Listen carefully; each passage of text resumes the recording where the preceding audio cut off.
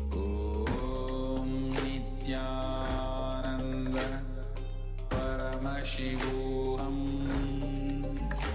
ॐ नित्यानन्द परमशिवोऽहम्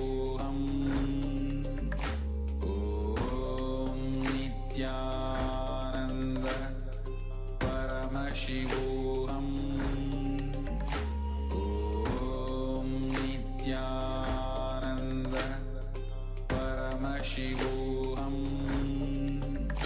Om Nithyananda Paramashivoham. Om Nithyananda Paramashivoham. Om Nithyananda Paramashivoham. Om Nithyananda Paramashivoham. Om Nithyananda Paramashivoham. Om Nithyananda Paramashivoham. Om Nithyananda Paramashivoham. Om Nithyananda Paramashivoham. Om Nithyananda Paramashivoham. Om Nithyananda Paramashivoham.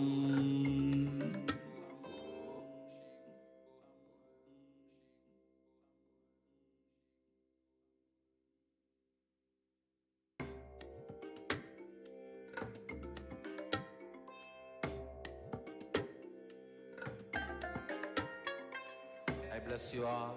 Let you all open all your three eyes and manifest the powers of Mahasadashiva. Om Nithyananda Paramashivoham. Om Nithyananda Paramashivoham. Om Nithyananda Paramashivoham. Om Nithyananda Paramashivoham. Om Nithyananda Paramashivoham. Nithyanandam Paramaspadam Kevalam Jnanamurtim Dvandvatitam Gaganasadrisham Tattvamasyadilaksham Ekam Nityam Vimalamachalam Sarvadi Sakshibhutam Bhavatitam Trigunarahitam Sadguruntam Namami. Nithyanandam, everybody.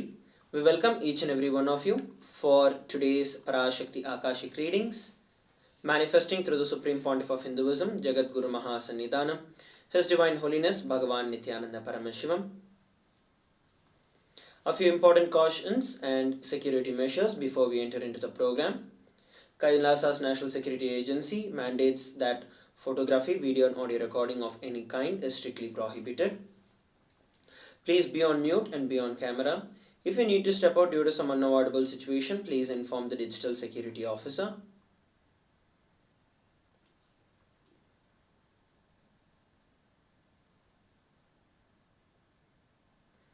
We welcome all the Kailasa Vasis attending from Kailasa's monasteries, gurukuls, temples, ashrams, centers from all around the world. And we welcome all the Facebook, Instagram, Nithyananda TV, Kailasa TV, Hinduism Now TV, Twitter, YouTube viewers, and all those blessed to have the Nayana Diksha, the two-way video conferencing today, who are joining us for today's sacred spiritual program, the Devi Bhava Samadhi Darshan, Parashakti Akashic readings. My name is Sri Nitya Sundareshwarananda, and I am one of the Acharyas for today's segment. Joining me is Sri Nitya Tattvajnanananda Maharaj, who will also be an Acharya for today's segment.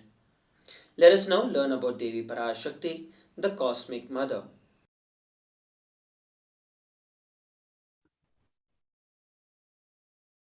Devi, the ultimate pure feminine consciousness, the Cosmic Mother.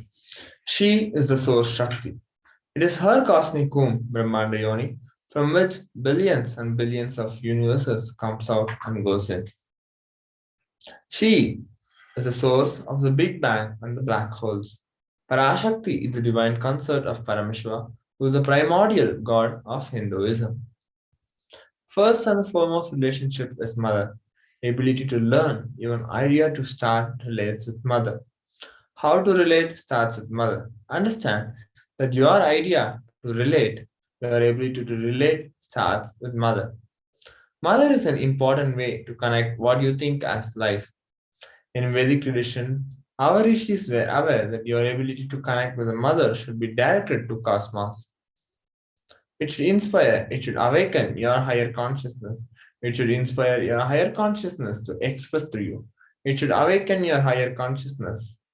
And so connecting with life as mother is the most sweetest, most beautiful, most easiest form to ever connect.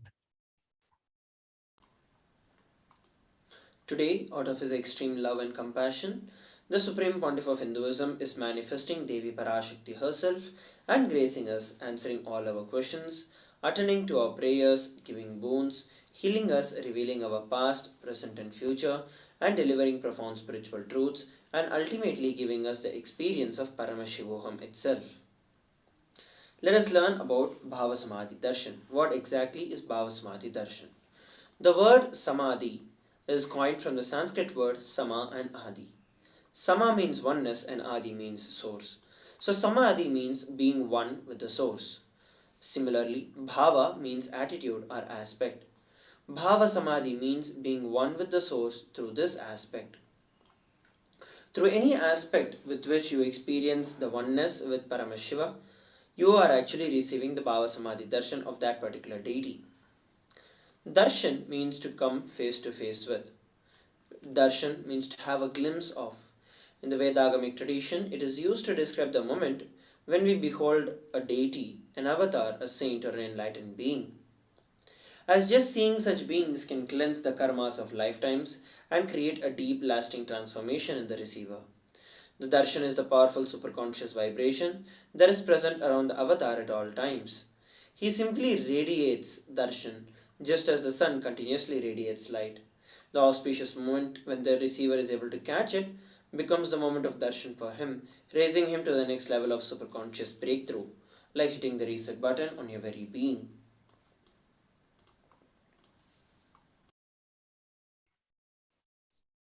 Divine cosmic beings are real and they manifest from Kailasa, the enlightened time space zone, to deities and incarnations.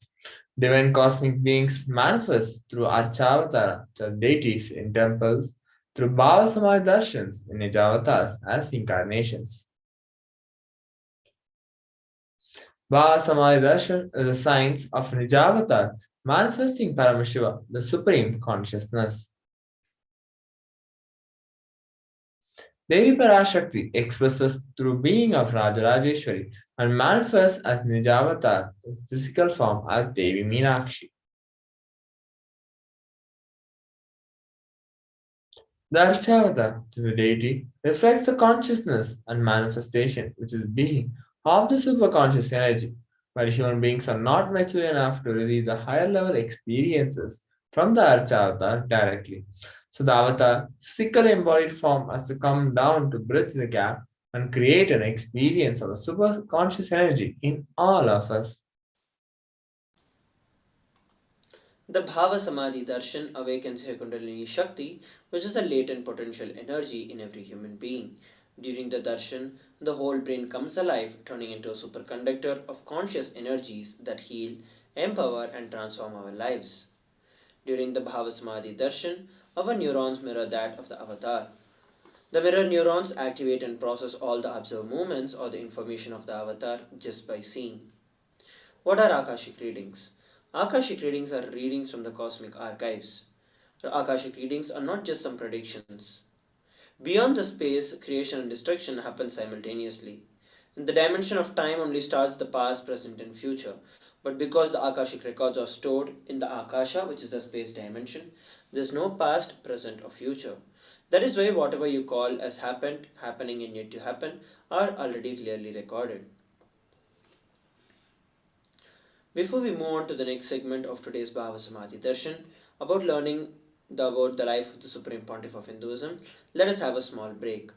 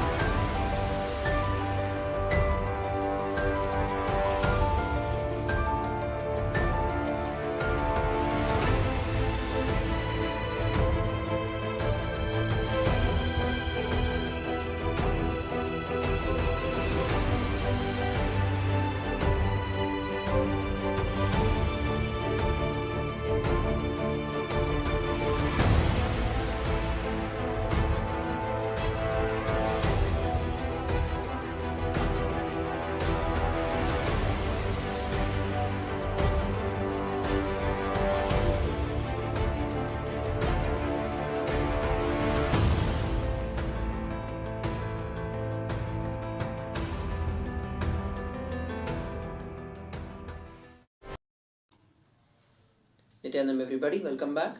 Let us now learn about the Supreme Pontiff of Hinduism. The Supreme Pontiff of Hinduism, Jagadguru Mahasannidhanam, His Divine Holiness Bhagwan Nithyananda Paramashivam, is the reviver of Kailasa, which is a macrocosmic, ancient, enlightened Hindu civilizational nation. The Supreme Pontiff of Hinduism is the 1008th incarnation of Paramashiva as per Hinduism, recognized by his predecessors who are enlightened masters and adepts. The Supreme Pontiff of Hinduism has made the science of power manifestation, yoga, and temple based universities a lifestyle for humanity. We are now going to be looking at a timeline, a brief timeline of the various different coronations of the Supreme Pontiff of Hinduism. Even before the age of 3, in the year 1981, he was identified as the 1008th incarnation of Paramashiva by spiritual adepts and enlightened masters of Hinduism. And in 1981, he was initiated into Bala Sannyas and Chaturmasya at the age of 3, followed by which in 1988 he was coronated as the future Guru Mahasannidhanam of the Tondai Mandala Adinam, the oldest monastic university. In 1994, Supreme Pontiff of Hinduism was a successor of Arunachal Sarvagyapeetham by Guru Parampara. In 1999, he founded the mission Nithyananda Sangha to revive Kailasa internationally. Following the same year, he was coronated as a successor of Kashi Sarvagyapeetham. Here are the following pictures where the Guru Parampara, where Supreme Pontiff of Hinduism is being declared as a successor of Arunachala Sarvagyapeetham by Guru Parampara.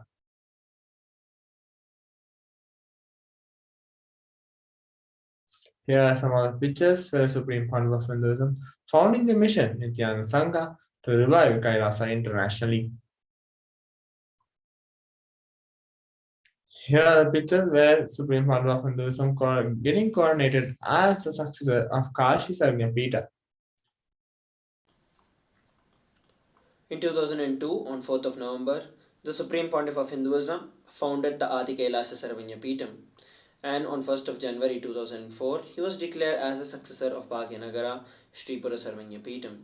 On 31st of December 2004, he was also declared as the incumbent emperor of the Suryavamsa Surangi Samrajyam. Here we are looking at the images of the ceremony of laying the first brick by the Supreme Pontiff of Hinduism on 4th of November 2002 for Adi Kailasa Sarvagyapeetham. What we are looking at here is the special rituals that were done to declare the Supreme Pontiff of Hinduism as the successor of Bhagyanagara Sripura Sarvagyapeetham. Here we're looking at the royal lineage of the Suryamsa Surangi Samrajyam, of which the Supreme Pontiff of Hinduism is the current emperor.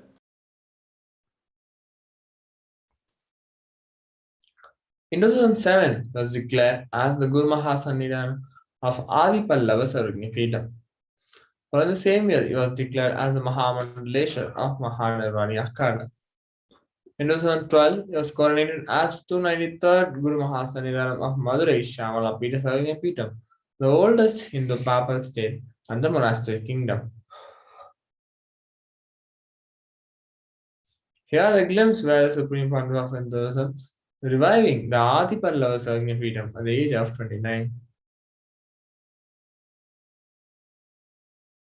Here are the glimpse where the Supreme Pontiff of Hinduism being the emperor, being coronated as the 293rd Jagat Guru Mahasannidhan of Kailasa under the Shyamala Pita Sarvagna Peetham.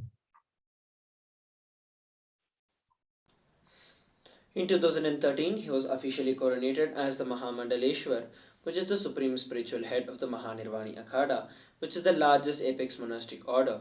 The Supreme Pontiff of Hinduism is also the youngest Mahamandaleshwar to have received this title.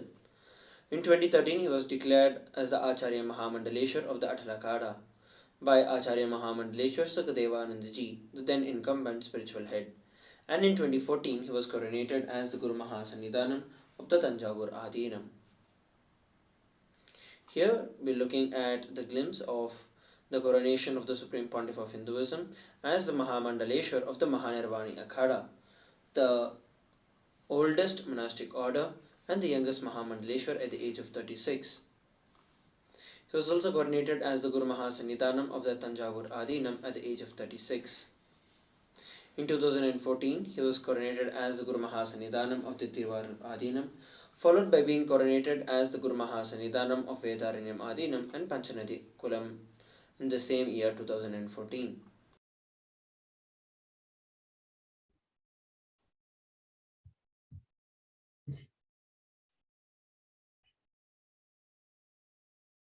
So here are some of the pictures where the Supreme Pontiff of Hinduism being coronated as the Guru Mahasannidhanam of Tiruvarur Adinam at the age of 36. Here are the following lineage, the following Guru Parampara of the Vedaranyam Adinam. In 2015, he was coronated as the Guru Mahasannidhanam of Dharmamukti Swargapuram. Following the same year, he was coronated as the Guru Mahasannidhanam of Adipita Koladamata. The same year, he was also elected as the Supreme Pontiff of Hinduism by a congregation of over 1,000 spiritual leaders or pontiffs.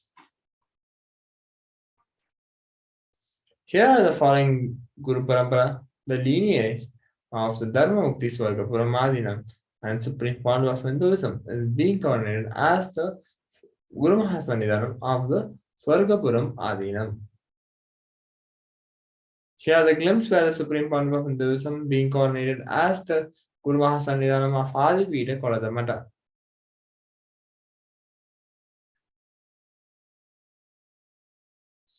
Here you can have the glimpse where 1,000 plus leaders join together to elect the Supreme Pontiff of Hinduism as the Supreme Pontiff of Hinduism.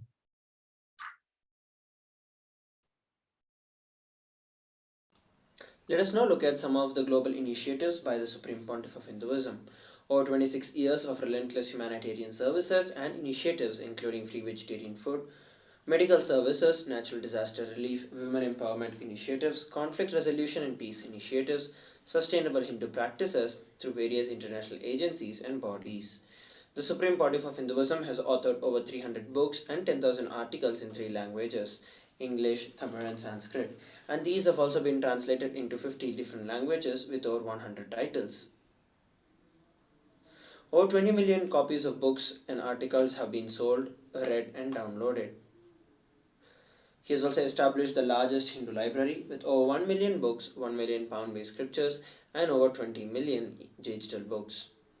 Over 10,000 hours of discourses with over 1 billion views on social media is the current status of the global initiative by the Supreme Pontiff of Hinduism. The Supreme Pontiff of Hinduism is also revered as the most prolific and most viewed guru in the digital world, read and watched by 1 billion plus followers in Hinduism.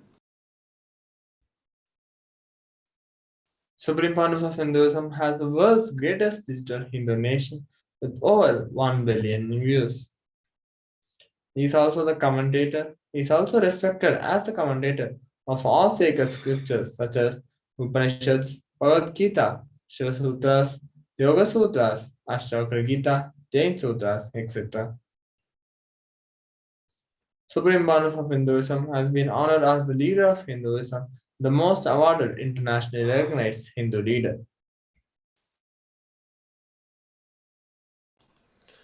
Watkins' Mind Body Spirit magazine has acclaimed the Supreme Pontiff of Hinduism as one of the top 100 spiritually influential living personalities. The Sovereign Order of Kailasa, that is led by the Supreme Pontiff of Hinduism, and the Nithyananda Order of Monks, Nuns, and Hindu Diaspora are working for global peace and to give a superconscious breakthrough to the entire humanity. He is also the establisher of the largest Hindu university with satellite campuses in over 150 countries. He is also the establisher of 1000 plus 10,000 plus 1000 plus Kailasa Enlightenment ecosystems and the founder and reviver of 100 Sarvanya Peetams. Next, we are going to be looking at Kailasa's news and events after a short.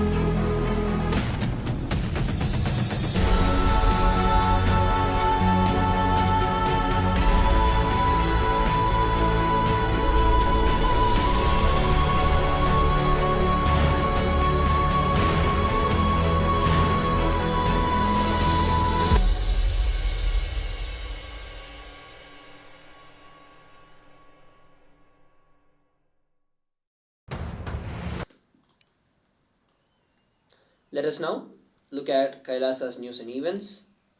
January 3rd, 2022 marked the grand narrative of the Supreme Pontiff of Hinduism's 45th birthday. 32 cities worldwide celebrated Kailasa's HDH Nithyananda Day. January 8, 2022 marked the grand finale of the celebrations of the 45th Avatara Dinotsava.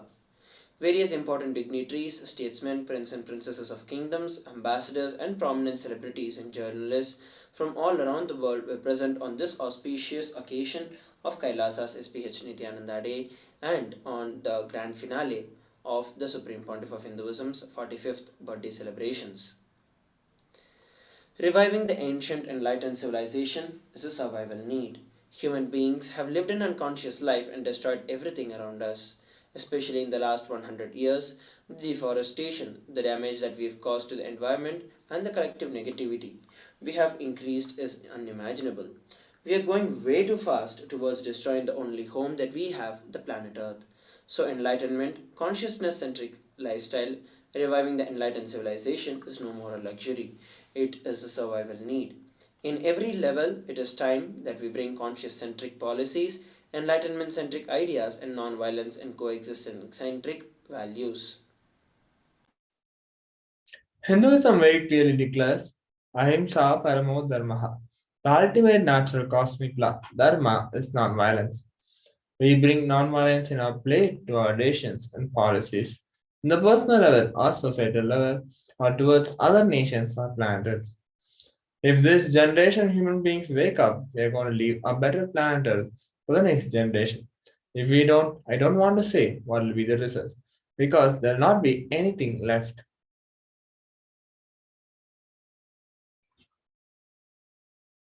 If we don't wake up to conscious centric values, the enlightened civilizational policies values non-violent centric principles and ideas. The collective negativity which we already triggered is not going to let us live on planet Earth, the only home we have as of now. So we all conscious human beings have the responsibility to unite all the nations to revive ethical environmentalism. We have to unite all the nations for consciousness studies and practices. We have to unite all the nations to preserve, teach, live the ancient enlightened sciences. We have to bring the enlightenment centric policies, principles immediately to protect the environment, to bring gender equality, to bring real health, and not to use human beings as the resource for pharmaceutical industry. We should focus more and more on bringing life positivity in each and every level. Kailasa, the only surviving ancient enlightened Hindu civilization, is working intensely, sincerely uniting all the nations that have been recognized by the UN and unrecognized nations, civilizations, ethnic groups, matriarchal civilizations, and the whole humanity. For reviving this consciousness based civilization, Kailasa is the first nation of all Hindus, and by the grace of Paramashiva, we do have a sovereign territory that has been gifted to us as per the Vienna Convention. Sovereign territories in more than one place for Kailasa, and in a few countries we have a kind of autonomous, semi sovereign small islands given to us. A diplomatic relationship is established with few dozen countries, and many countries have established the sister city agreements. Sister city agreements, the embassy relationship, spiritual embassy relationship, and many levels of recognition and diplomatic tie-ups. Kailasa is more a civilizational nation, and every awakened human being's heart is the territory of Kailasa. Kailasa commits to do its responsibility to spread enlightenment sciences and revive the ancient enlightened Hindu civilizational nation for the sake of humanity.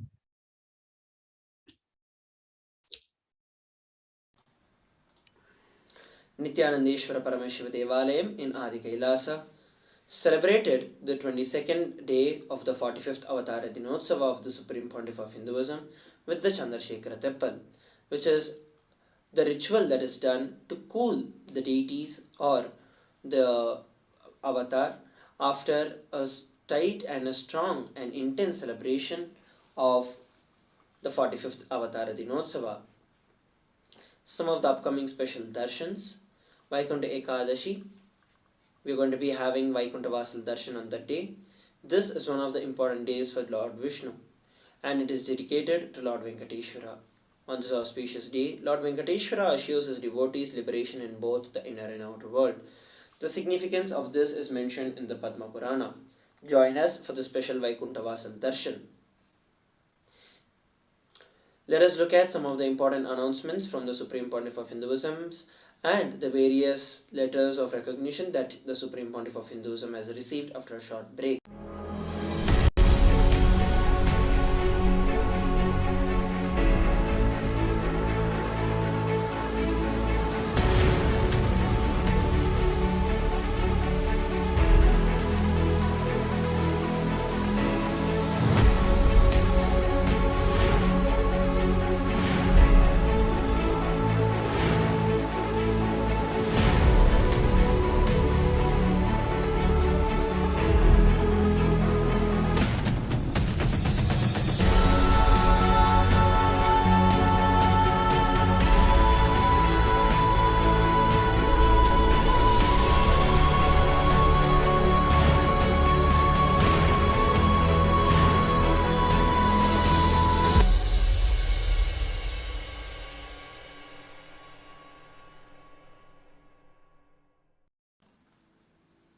Nityanam everybody, welcome back. Let us now look at some of the important announcements and the recognition letters that the Supreme Pontiff of Hinduism has received.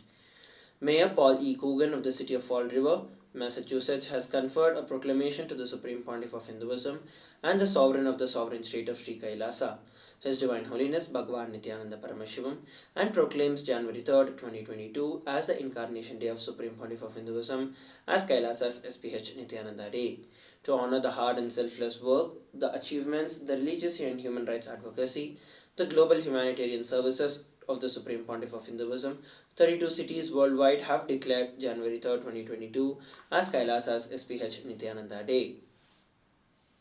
Mayor Lee Harris of the Shelby County, Tennessee, has conferred a proclamation to the Supreme Pontiff of Hinduism proclaiming January 3rd, 2022 as Kailasa's SPH Nithyananda Day.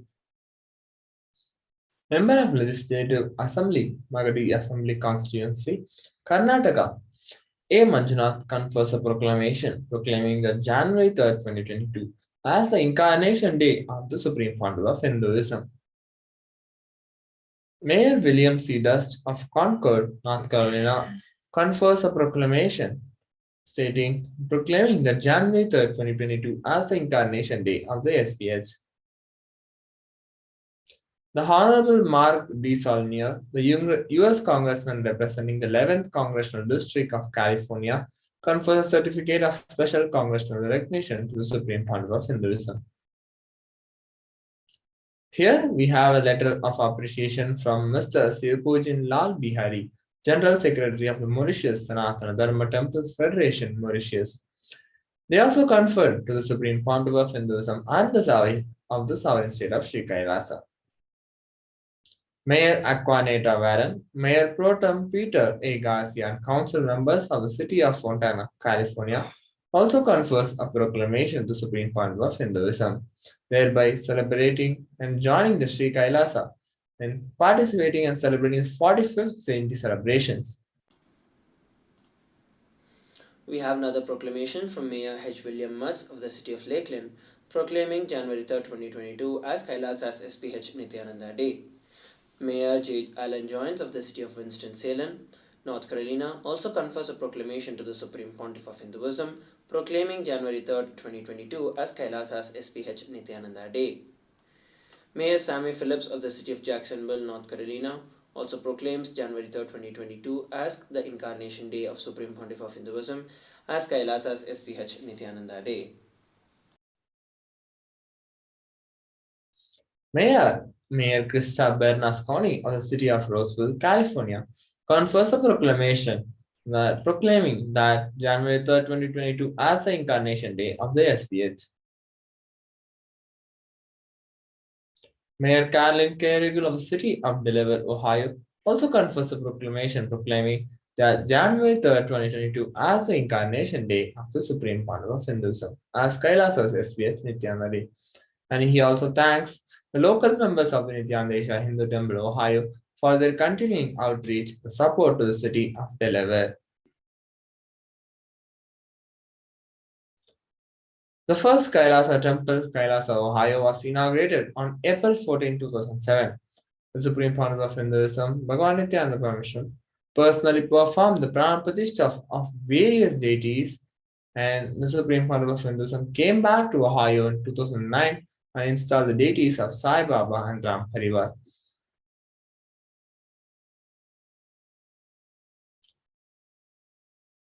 Since Kailasa, Ohio, thousands of Kailasa ecosystems have flourished in the US and nearly all 50 states.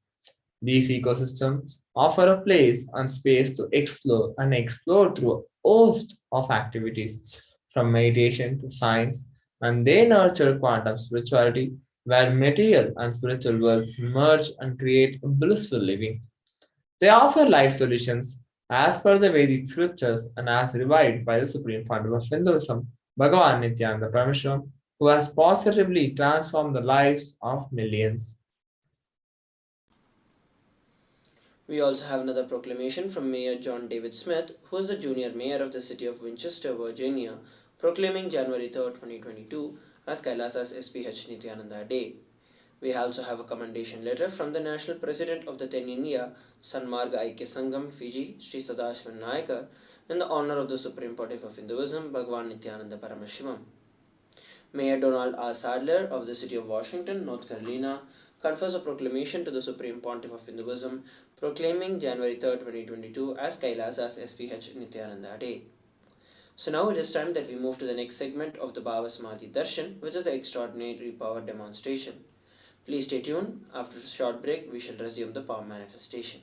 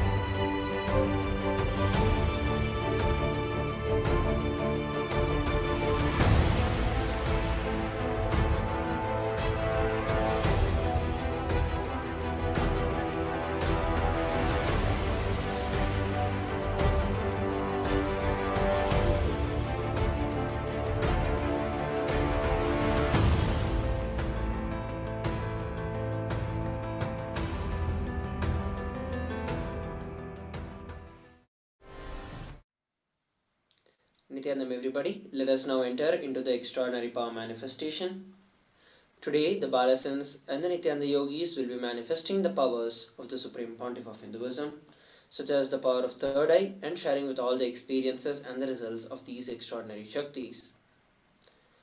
In today's Bhava Samadhi Darshan, all of us also will be receiving the initiation into the third eye awakening and various powers related to it, such as seeing with your eyes closed, remote distance scanning, and body scanning. What are Shaktis? Shaktis can be described in the Vedagamas, which are the source scriptures of Hinduism. Paramashiva reveals in elaborate detail that every human being is hardwired to manifest 463 plus extraordinary Shaktis. Manifesting powers are described as the system, method, and science for human beings to explore the various possibilities and powers and have access to various states of consciousness. Shaktis manifest from the fundamental cognition that you are a divine and that you need to manifest divine, not that you are a man who needs to become divine.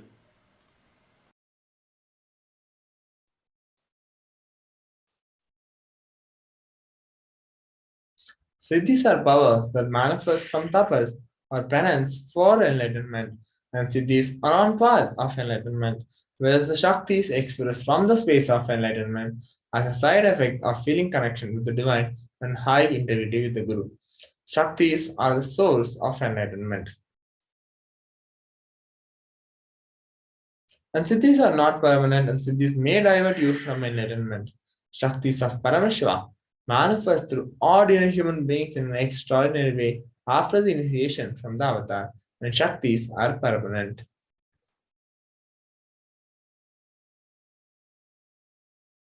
Let us understand about Paramashiva, the source of Shaktis. Paramashiva is the primordial divinity in Hinduism, the ultimate reality and cause, which is self-effulgent, Swayam Prakasha, all pervading, unchanging beyond time, space, form, and causality. As the fundamental base of Avyakta, the unmanifest and Vyakta, the manifest existence, he performs the Panchakritya or five cosmic acts of Srishti, creation, Sthiti, sovereign rulership and maintenance, Samhara, rejuvenation, Trobhava, pulling out of delusion, Anugraha, liberating grace for all living entities.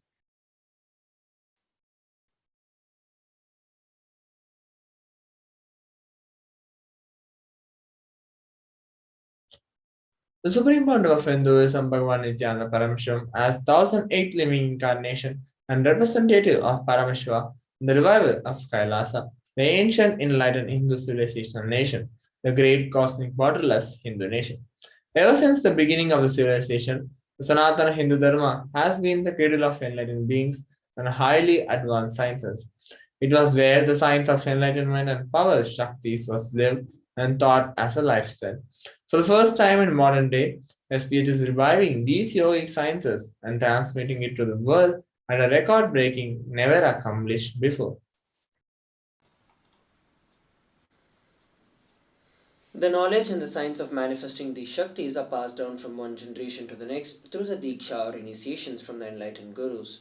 The Supreme Pontiff of Hinduism, being recognized as an incarnation at a very young age, was trained and taught these sciences and to revive these initiations and knowledge repositories for billions to manifest the science of power manifestation from the fields of Vedanta, Tantra and Sri Vidya, Yoga and Yogic powers, Mantra Shastra, Siddha Vidya, sounds of Aushadha, Advaita and Bhakti Yoga, Paramashiva and Paramashivoham.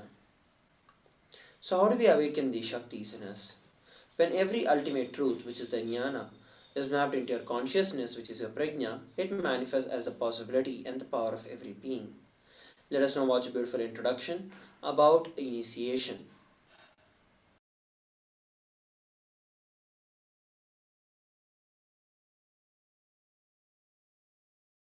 Diksha is the direct transfer of spiritual energy by an enlightened being through look, word, or touch. The traditional Vedic book Navaratneshwara states, Sarvasamapi dikshanam muktihi phalamakhanditam avirodhat bhavantyeva prasangyastu bhuktayah. The main benefit of all initiations is moksha, enlightenment. As a side effect, health, wealth, leadership, and well-being happen. And in Rudrayamala Tantra, Shiva says, Devi Diksha Vihinasya na siddhihi na cha sadgatihi tasmat sarva prayatnena guruna dikshito bhavet. The one who is not initiated does not attain liberation nor a better future. So by all efforts, one should get initiated by Guru. What is the science of initiation? Neuroscience has proved that the process of initiation floods the brain with energy. This is the superconscious energy of Kundalini, our own highest inner potential energy. As the Kundalini flows from the thalamus to the cortex, it sets up a powerful energy loop within the brain, which awakens the latent non-mechanical parts which we have never used before. With increasing levels of coherence, the whole brain comes alive, turning into a superconductor of conscious energies that heal, empower, transform our lives, bliss and fulfillment. Initiation creates high awareness, visualization, creativity. It also slows the aging process and improves the immune system. Kundalini awakening, healing experience, levitation, teleportation, materialization. Experience the power of initiation through a range of exclusive programs conducted at the ashram. Now that we have seen the beautiful introduction about the powers of initiation, let us learn about the science of the power manifestation, which is authenticated through the four levels or four aspects of evidences. The first is the Shastra Pramana, which are the eternal and unchangeable truths revealed in the source scriptures. Next is the Apta Pramana, which is the experiences and the results of Aptas or authorities of Hinduism. The next is the Atma Pramana and the Pratiksha Pramana.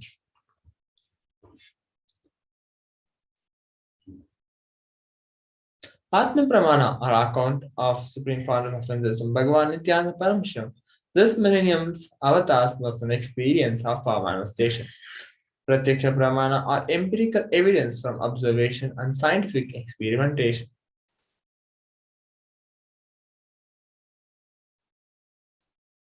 Let us understand about Veda Agamas.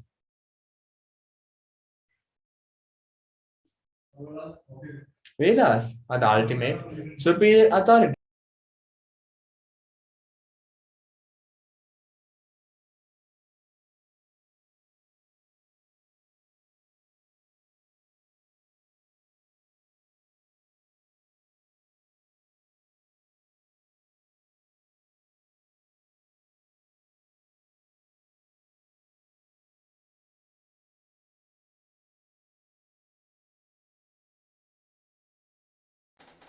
Sorry for the technical glitch.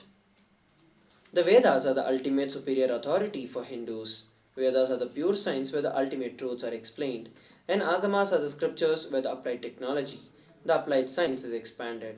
Vedas and Agamas, together called the Vedagamas, are given the status of Shruti as they are directly revealed by Paramashiva. They are the ultimate, the eternal and unchangeable truths. Any reference that is cited from these scriptures is called a Shastra Pramana.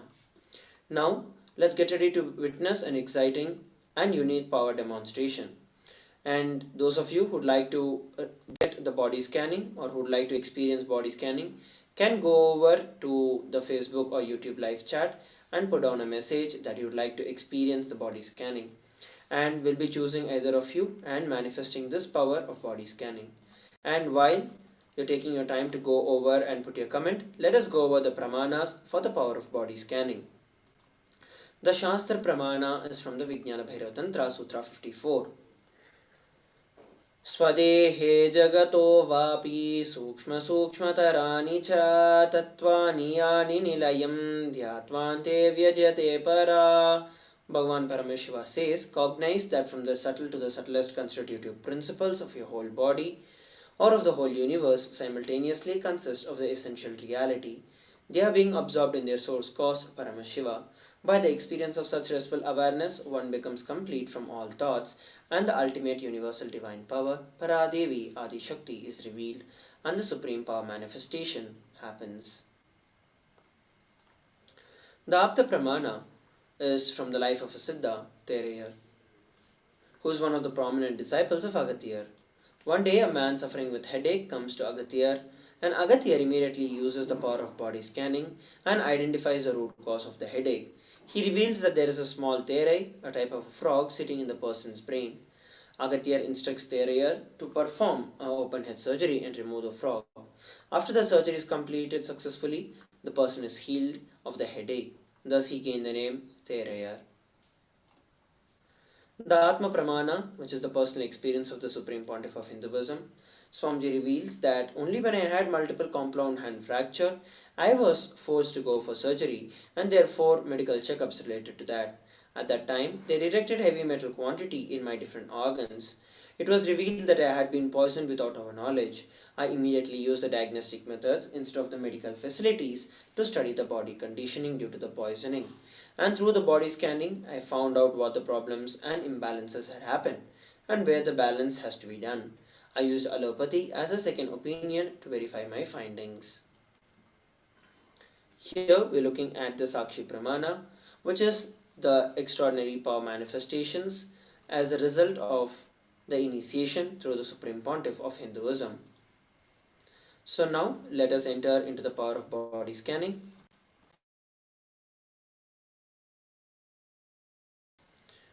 We have Ramani who is asking for the power of body scanning. So now we'll be manifesting this power.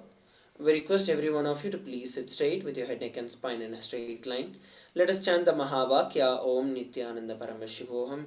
Experience the oneness with Swamiji and manifest the power. Om Nithyananda Paramashivoham. Om Nithyananda Paramashivoham. Om Nithyananda Paramashivoham. Yes, so what Swamiji revealed is that personally, in your case, you've been facing a lot of health issues continuously, multiple different problems that keep coming up to your body time and again, and at the same time, you're also not in a good shape, you're overweight, and because of which that is affecting the other aspects of your body as well. What Swamiji revealed is that you need to immediately work on your eating habits, because it is your eating habits that is actually making this entire problem, where whenever you feel powerless or you feel lonely, you start going and eating, and the more and more you intake during any powerless situation, that becomes more and more part of your body and your muscle memory. Swamiji revealed for you to stop doing that and for you to start inculcating the habit of living and actually cherishing the hunger in you. So as a need for that, you can do the Nirahara Samyama and to experience the complete completion. You can also register for Paramashivoham level 3, where Swamiji himself will be manifesting all these powers and giving us a super conscious breakthrough. You can head over to kailasa.org/Paramashivoham to register for the program. This is what Swamiji revealed, and you can post in the YouTube chat as to how you are able to relate with this revelation from Swamiji. So with that, we are coming towards the conclusion of this particular segment of body scanning. Let us now move on to the next segment of today's Bhava Samadhi Darshan after a short break. Thank you, Nithyanandam.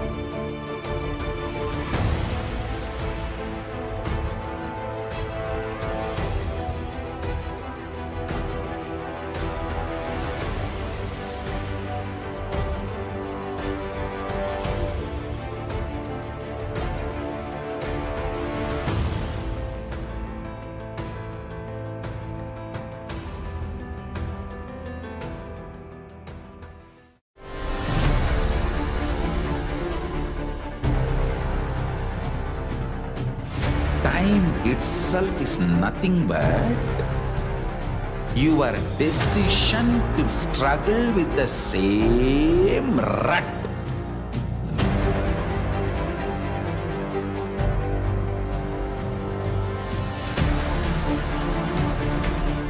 Your decision to struggle with the same rut is time, Kala. Your decision to swallow time is Kala Bhairava.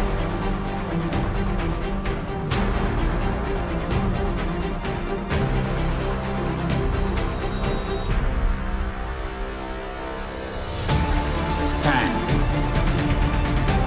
Be a conscious woman or man. Be conscious being.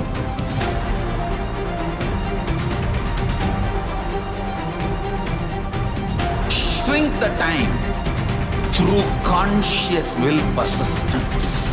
Make the future into present by being ferocious with yourself.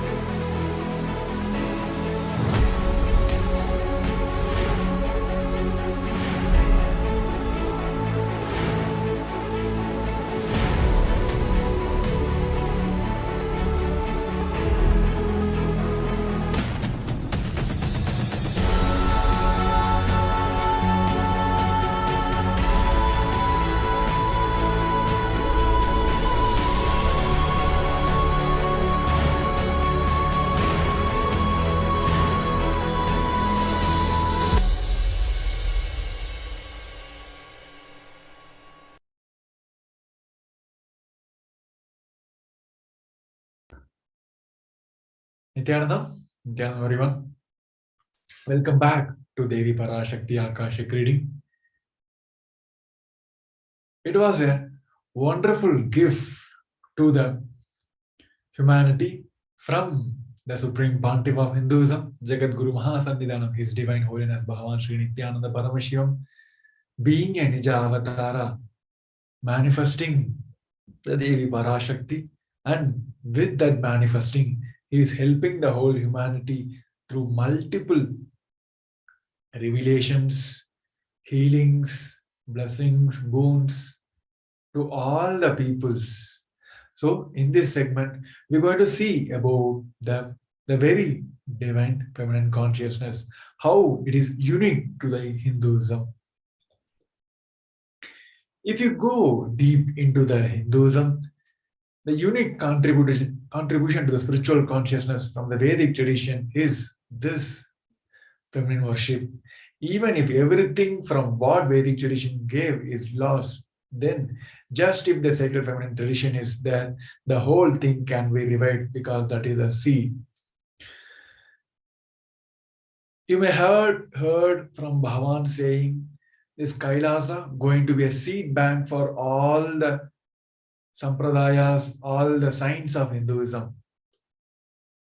Because if we have the seed, we can bring back the whole tree, whole fruit out of that. If the one seed can be kept alive, kept stored, preserved, we can bring the whole thing out of that. We can make many seeds out of that. Same way here, there's unique contribution which is in the field of spiritual consciousness in the Vedic tradition is this feminine consciousness. This is a seed from which the whole Hinduism has been brought up. If this seed has been kept alive, whatever we have lost in this Vedic tradition, we can bring back. Hinduism has at least 10,000 sampradayas, subsects. If all the sampradayas are lost for some reason, then only this sampradaya, the Devi worship, remains. The whole thing can be brought back because the whole thing is centered on this mother worship. Mother worship carries the blueprint, the hologram of the whole Vedic tradition. That sacred feminine worship is the hologram of the Vedic tradition. There is no enlightened being on the planet Earth without worshipping the sacred feminine, including me. This is a statement from the Supreme Pontiff of Hinduism, where he said, there is no enlightened being on the planet Earth without worshipping the sacred feminine. He included himself itself. I am basically a Shakta. I myself followed Devi worship from the beginning. If you see my biography and all the deities I have got, the darshan I had, all are mother based, the Devi based. If you go to the autography biography of Avatar website, you can see all the childhood stories, everything, whatever the darshan, Leela, everything you can know. In that, by its very easy, you can find out that the first yantra Bhavan has carved and the first initiation, first darshan he had, everything is the Devi based. The one more incarnation, the Sri Ramakrishna Paramahamsa, the great avatar who lived from 1836 to 1888. He also said, Shiva is a Brahman, but Devi has the key to reach the Brahman. Unless she opens, nobody can reach. He also added with the example of Indian traditional family, where you may see husband, even though the husband may be the owner of the family, the key to the house will be on the hip of the mother. Either you have to fall at the feet of the mother, or these small sons of the mother who are the intimated to the mother, only they can touch the place, the hip of the mother, and they can remove the key.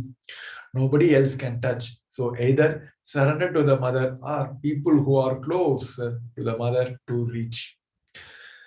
This Shiva, the Brahman, the ultimate consciousness, only can be reached through this Devi worship only. As we seen in this traditional Indian family village, you may have seen husbands, they usually go out, earn money, work for the family. But the mother who is in the home, she will hold the key for all the treasures, the home itself, she will hold the key. Only either you have to fall at the feet of the mother, or you have to build an intimate relationship with the mother. This basically these small kids who will have the intimate relationship with the mother, only they can touch the place and they can access the key. Same way in Hinduism also, even though if you want to achieve the ultimate consciousness, the only way to achieve is worshipping through the Devi Parashakti.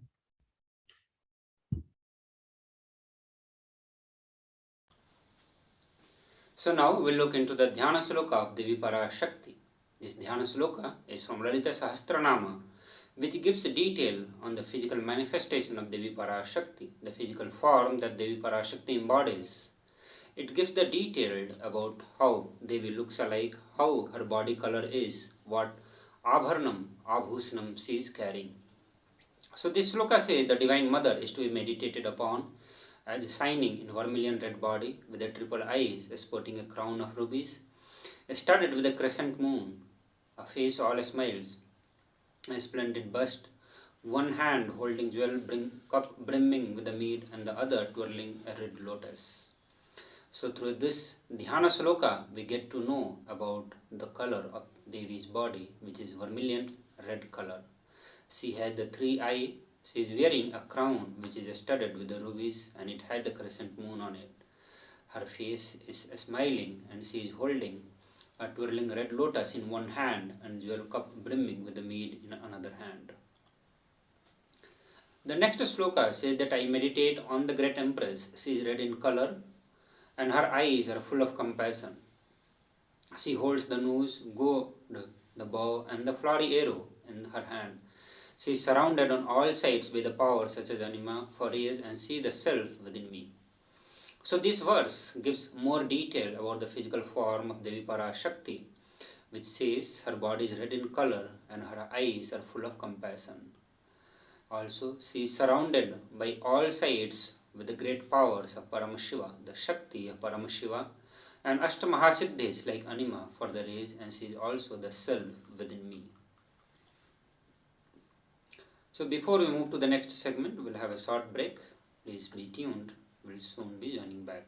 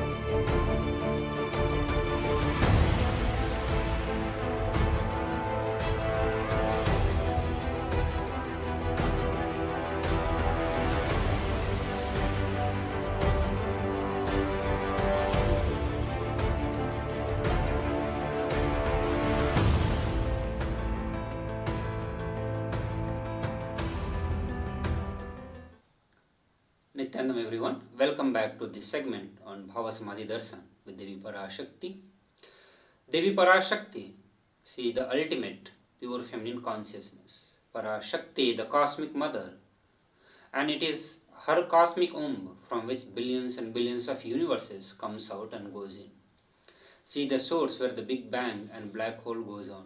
Parashakti, the source, source Shakti, source energy, source power from which all of us came, in which all of us are even now, and in which all of us are going to merge.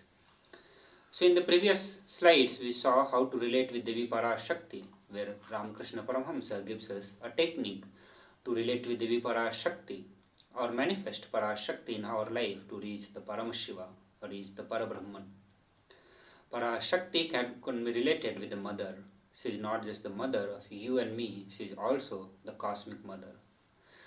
As the cosmic mother, she is the source of all the billions and billions of universes. It is her cosmic womb where all these billions of universes takes birth and disappears.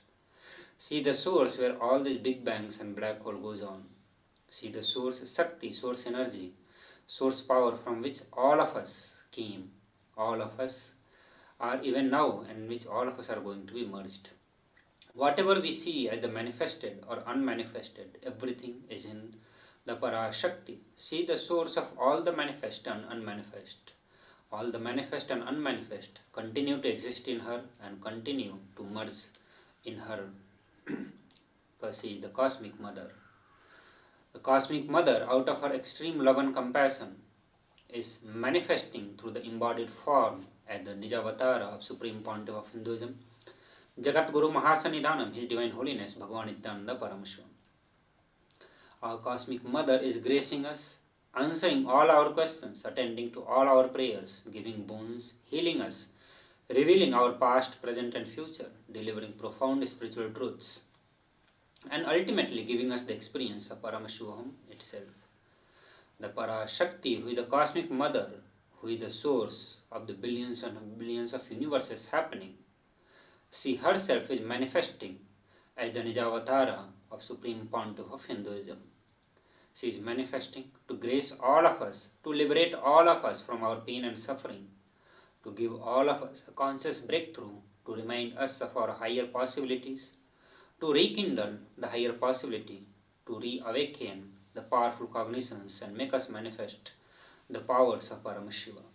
She is delivering the profound spiritual truths, giving the truths of the cosmos, of the truths of the 11 dimensions, 25 states of consciousness, and ultimately giving us the experience of Paramashivoham itself, making us realize the highest inner self.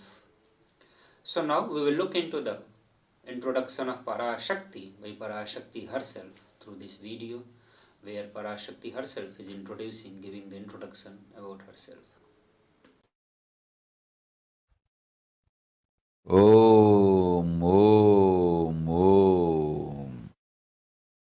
Om, Om, Om. ஓமெனும் ஓங்காரத்து உட்பொருளாய் மலர்ந்து உயிர்த்தெழுந்து இறையனார் இடப்பாகத்திருந்து குமரிக்கண்டம் ஆளும் மீனாட்சி மலர்ந்தேன் இங்கு நல்லருள் செய்திடவும் நல்வாக்கு தந்திடவும் ஆனந்தம் ஞானத்தொடு பூரண அன்பு ஏகம் அநேகமாய் ஆகிய இப்புவுலகிற்கு பரமசிவன் ஞானம் தர வந்தேன் பராசக்தி மீனாட்சி. அருளாட்சி அரசாட்சி பொருளாட்சியொடு நன்மாட்சிமையொடு ஆட்சி செய்யும் பராசக்தி மீனாட்சி நான். கருணையே வடிவாய் கண்மலர்ந்து நன்மை செய்திட வந்திட்டேன். மாந்தர்கள் கேளுங்கள் இந்த பெருநன்மை சத்தியத்தை. கேட்டு நீங்கள் வாழ்ந்திட கேடும் பெருந்துக்கமும் உங்களுக்கில்லை. கேட்டிடுங்கள் இவ்வினாடி என்னை கண்டுகொண்டும் கேட்டுக்கொண்டும் இருக்கும் உங்கள் எல்லோர்க்கும் நான் அளிக்கும் தீட்சை. நானே நினைப்பும் மறப்பும் கடந்த உயிர்ப்பாய் உங்கள் எல்லோருக்குள்ளும் இருக்கின்றேன். பரமசிவோகம் பரமசிவோகம் பரமசிவோகம் பரமசிவோகம் பரமசிவோகம் பரமசிவோகம் பரமசிவோகம். இதை தீட்சையாய் ஏற்று இதே உணர்வோடு அமர்ந்திருங்கள். உங்கள் எல்லோருக்கும் எல்லா நன்மையும் வரமும் ஞானமும் அருளும் அளிக்கின்றேன். ஓங்காரத்தின் உட்பொருளாய் வேதமொடு ஆகமம் மெய்யாய் வெளிப்பட்டு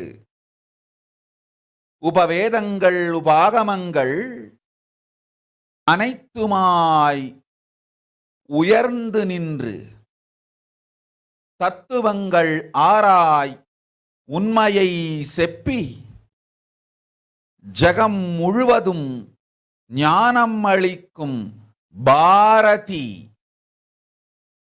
பராசக்தி மீனாட்சி நான். ஆய கலைகள் 64 உடலும் மனமும் உயர்வை அடைந்திடும் பரமசிவ சக்திகளை உங்களுக்குள் மலர்த்தவே வந்திருக்கின்றேன்.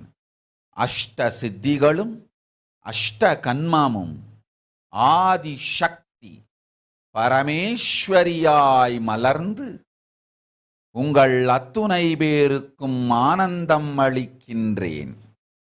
அஞ்சாதீர், ஆனந்தத்தோடிருப்பீர்.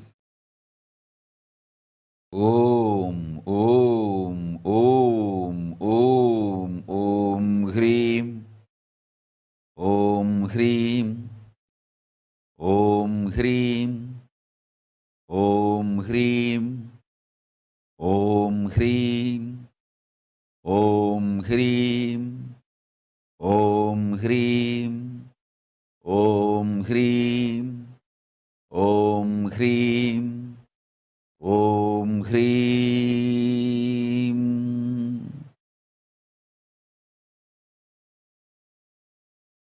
Om, Om, Om.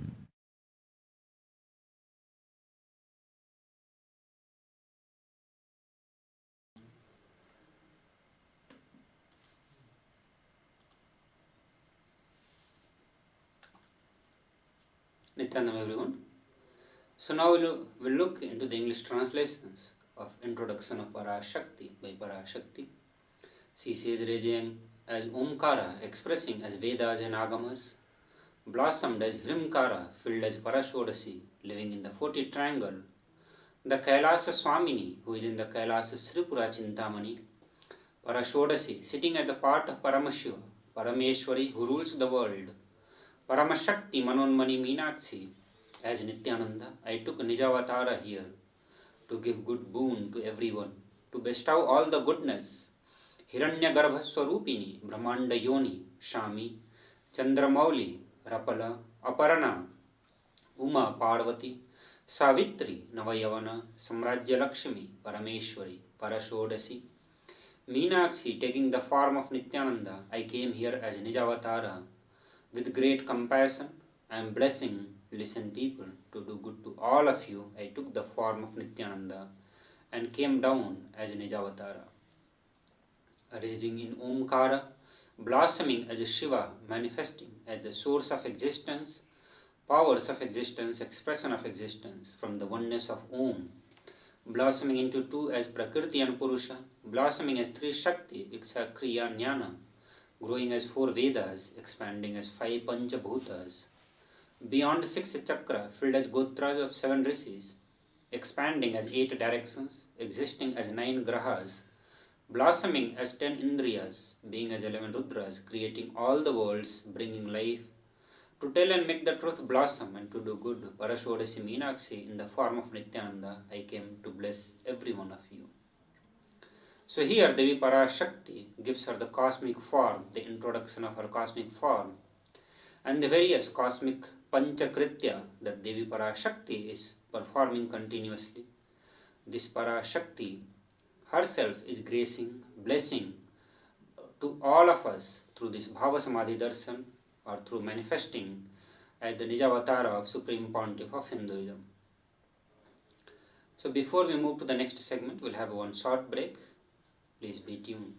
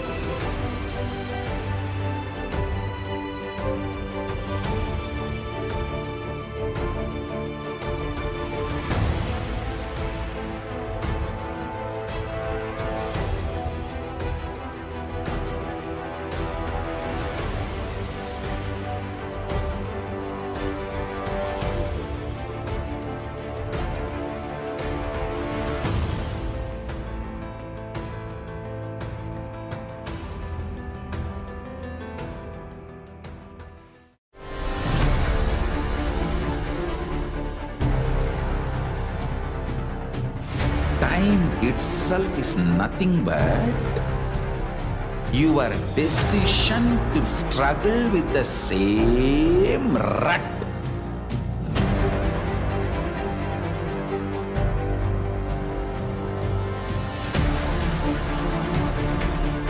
Your decision to struggle with the same rut is time, Kala.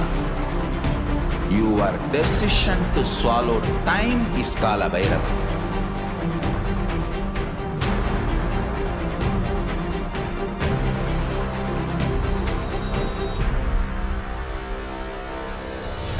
Stand. Be a conscious woman or man. Be conscious being.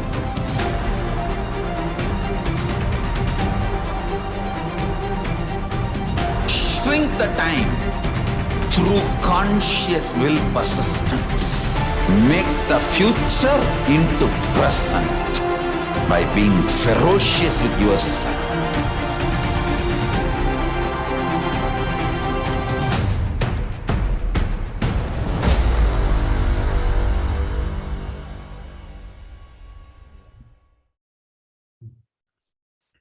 Yes, Nithyanandam, welcome back to the Devi Parashakti Akashic reading. As we have seen about what is the unique contribution to the Hinduism and what actually Devi Parashakti, about her intro, everything we have seen. Now we have seen that with her love and compassion, she is manifesting as the Nija Avatara, the embodied form, as Supreme Pontiff of Hinduism, Jagadguru Mahasanghanam, His Divine Holiness Bhagavan Sri Nithyananda Paramashivam. In this segment, we're going to see how to receive Devi whenever she comes and graces as being a disabled, being a child. How to receive Devi, how to imbibe her traditionally. Bhagavan has said, literally, you are seeing Paramashiva and Parashakti at that moment. She is there in your screen, so always receive her very traditionally. Keep 2 betel leaf, 1 banana, 1 betel nut, and 1 coin in front of the screen. Watch Devi. Coin is considered as a traditional dakshina in Hindu tradition. It can be lowest value. In India, it can be even 1 paise. In USA, it can be even 1 cent. Keep even 1 cent, it is okay. So for 100 days, if you have darshan, it will add up to $1. In India, even if 1 paise is okay, it will add up to 1 rupee. Offer that to the Devi. After darshan is over, do namaskar and eat the banana, betel leaf and betel nut. Take it as a prasadam immediately. Collect those coins and send it to the LA temple. This betel leaf, betel nut, it may look too small, but in few days you will really see how it adds to your sentiment that really she is there. You will not take the Devi Darshan for granted. These rituals will make you break your monotonous unconscious mentality and lifestyle and remind you and raise you to the powerful cognitions. It will break your unconscious behavior. Bhagavan has said this traditional way of receiving Devi with the betel leaf, betel nut, maybe in a low coin, maybe a lower value coin of 1 paise or 1 cent. It may look small at initial days, but moment if it goes for a few days, you will really see how much it's add to your sentiment. That is really she is there. These rituals will really break your monotonous unconscious mentality and lifestyle and remind you and raise you to the powerful cognitions. It will break your unconscious behaviors. It's just a simple pictorial representation of how to receive Devi Parashakti. Yes, we are moving on to the next segment where we're going to see about Devi's revelations.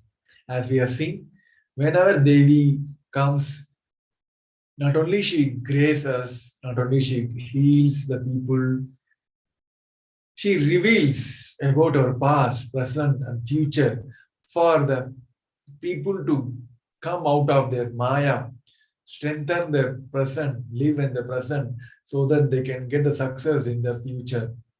She not only reveals for an individual as a collective conscious community, she revealed many profound truths to the humanity.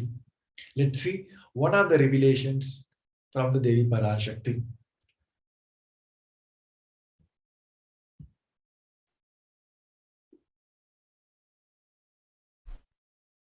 Sri நித்ய திவ்யானந்தா,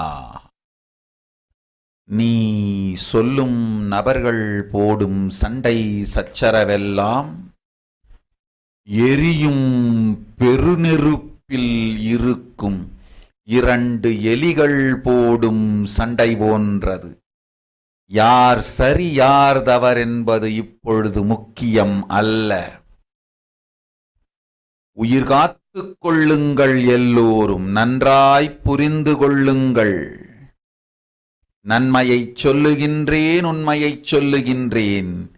இந்திய நாட்டில் இருக்கும் மக்கள் எல்லோரும் கேளுங்கள்.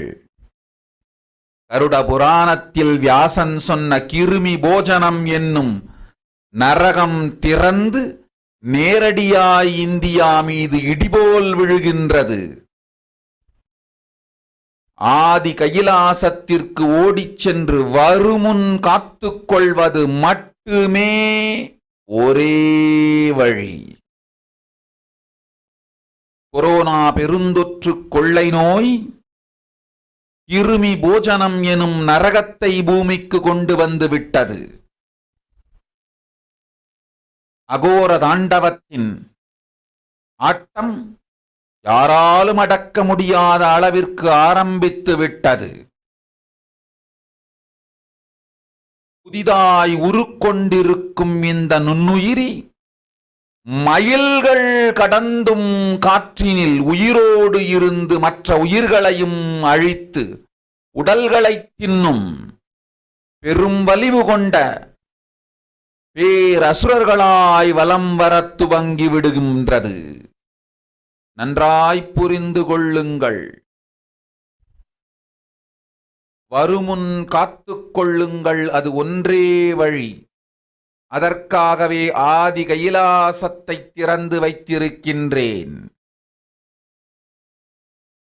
உயிர் காத்துக் கொள்ள வேண்டி விரும்பும் எல்லோரும் ஓடுங்கள் ஆதி கைலாசத்திற்கு. இந்தியாவில்தான் இந்த நரகம் திறந்து உலகெங்கும் பரவப் போகின்றது. கிருமி போஜன நரகம் பூமிக்கு வந்துவிட்டது. மனிதர்கள் செய்த மகா கொடுமைகளினால். அன்னை முன்னின்று என் அடியவரை காப்பேன் சொல்வதை கேட்டு உயிர் காத்துக் கொள்ள விரும்புவோர் வருமுன் காப்பது ஒன்றே வழி என்று தெரிந்து செல்லுங்கள் ஆதி கையிலைக்கு.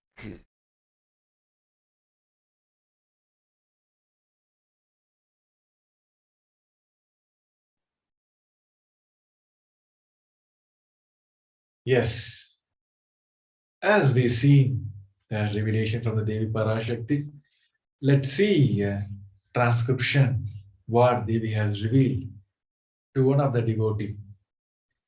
Sri Nitya Divyananda, the fight and disputes among the persons you tell is like fight between 2 rats in the middle of the huge fire. Who is right, who is wrong is not important now. All of you save your life. All of you understand properly. I am telling good. I am telling truth. Everyone in India, all of you listen.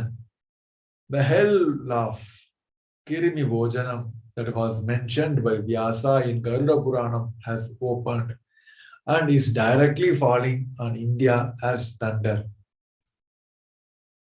Running to Adi Kailasa and preventing it is the only way. Deadly corona, life-taking diseases has brought the hell known as Kirimi Bhojanam to the earth. The dance of Agora Tandava, which no one could control, has started. This microorganism that was formed will be alive in air for miles together, destroying other souls. It will eat bodies. It has started roaming as great demons with tremendous strength. Understand properly, prevention is the only way now. For that, I have opened the Adi Kailasa. For those who want to save their life, all of you run to Adi Kailasa. Only in India, this hell is going to open and it's going to spread to the whole world. The Kirimi Bhojanam hell has come to the earth because of the sufferings done by the humans. Mother, I will protect those at my feet, those who listen to me and wish to save their life. Learning that prevention is the only way, go to Adi Kailasa.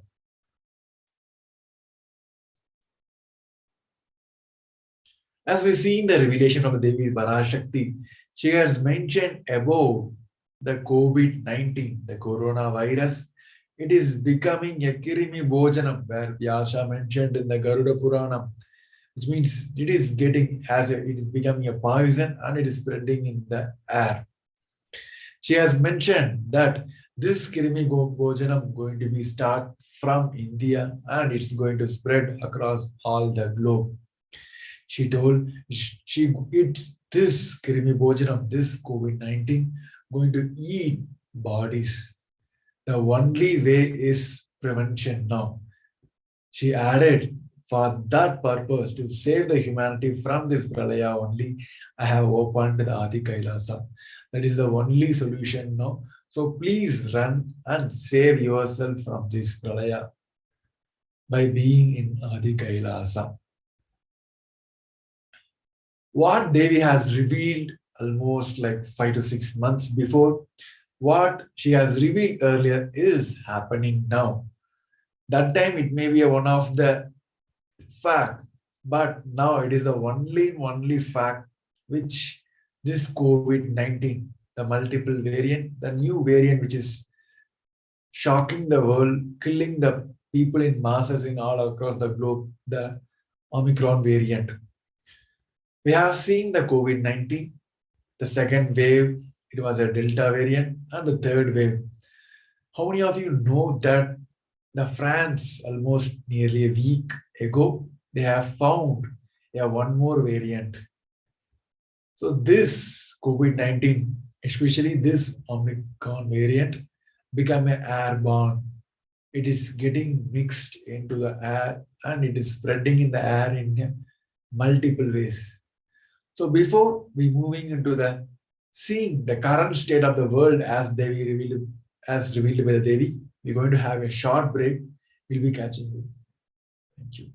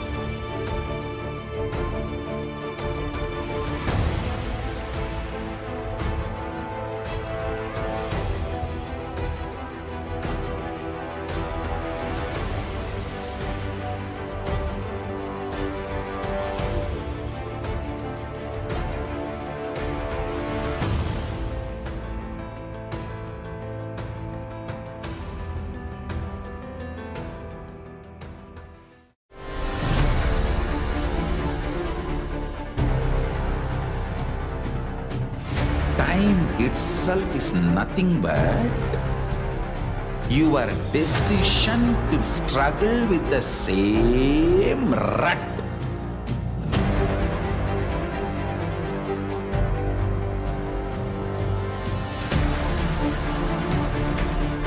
Your decision to struggle with the same rut is time, Kala. Your decision to swallow time is Kala Bhairava.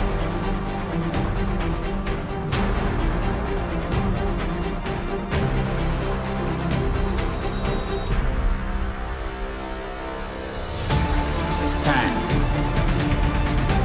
Be a conscious woman or man. Be conscious being.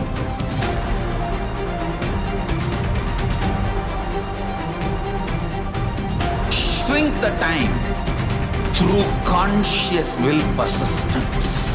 Make the future into present by being ferocious with yourself.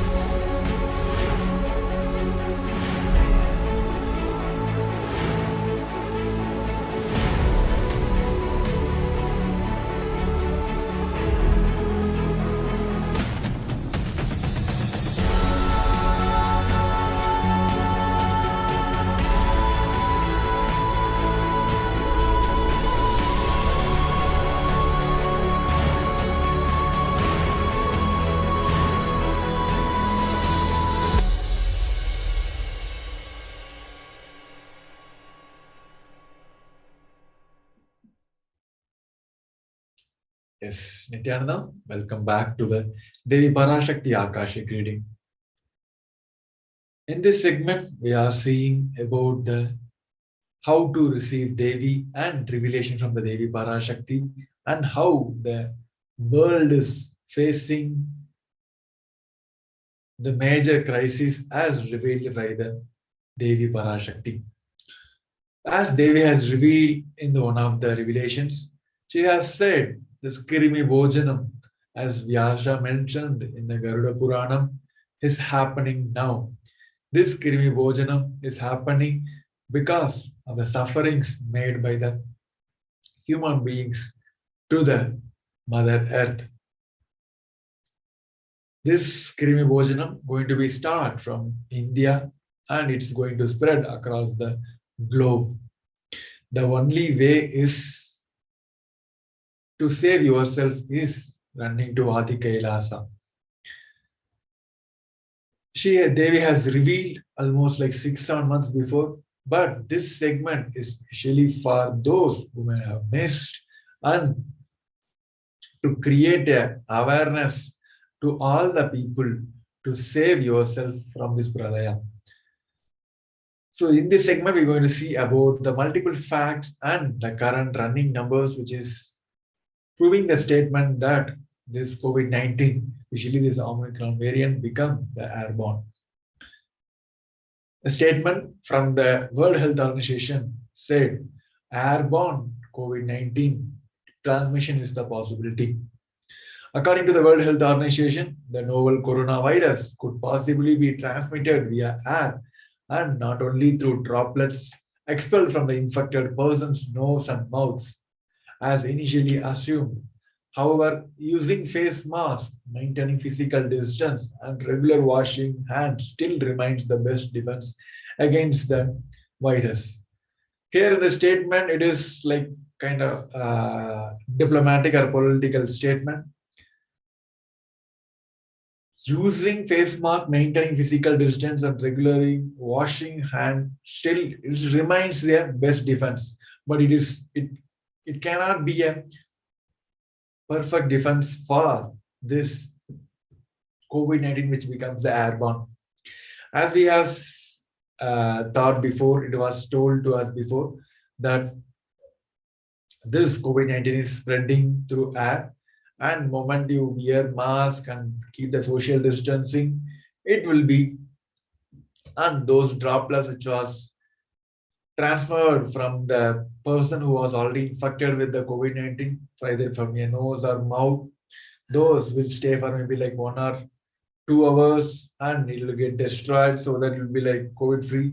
No, now the situation become more worse. See, this novel coronavirus could possibly be transmitted via air and not only through droplets.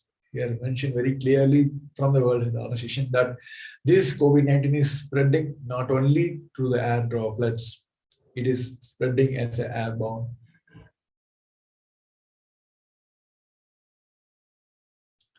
SARS-CoV-19 is transmitted by the exposure to the infectious respiratory fluids. So here let us have a basic understanding about the how this COVID-19, this Omicron variant is spreading from one people to other. The principal mode from by which the people are infected with this COVID-19 is through exposure to the respiratory fluids, carrying infectious virus. This exposure occurs in three principal ways. The first is inhalation of the very fine respiratory droplets and aerosol particles. Deposition of the respiratory droplets and particles on the exposed mucous membrane in the mouth or nose or eyes by direct splash or sprays. Touching the mucous membrane with the hands and that have been soiled either directed by the virus containing respiratory fluids or directly by touching surface with the virus on them. As we have seen, the three ways where a person get exposed to this virus. First one is direct inhalation of the virus from the respiratory droplets or aerosol particles. Second one is this mucous membrane where our nose, mouth, and eyes getting directly exposed to this virus either by like splash or spray. Third way of is you touching the mucous membranes with the hands and that have been soiled either by directly by virus or containing respiratory fluids or indirectly by touching surface with the virus on them. So how these viruses are transmitted from one person to another? So people release these respiratory fluids during their exhalation. Either it may be a quiet breathing or speaking, singing, exercise, coughing, sneezing. Through this all medium, through this all manners, these respiratory fluids are released from each and every person in the form of droplets across a spectrum of size almost like 1 to 9 micron. So these droplets carries the virus and transmit the infections. The largest droplets settle out of the air rapidly within a second to minute. But this smallest, very fine particle and the aerosol particles form when these fine droplets rapidly dry are some small enough that they can remain suspended in the air for minutes to hour. As Devi has said exactly what is happening now. These droplets, it's not just drying off in the air rapidly. It can able to stay in the air for minutes to hour, and it can able to transmit more than a miles. That is why this COVID-19 become most dangerous disease across the globe now, because almost like 2 weeks before this Omicron variant has been found only in one country of South African country, but now it is more than 100 countries now. So this COVID-19 become the airborne is spreading in vast manner in all the countries.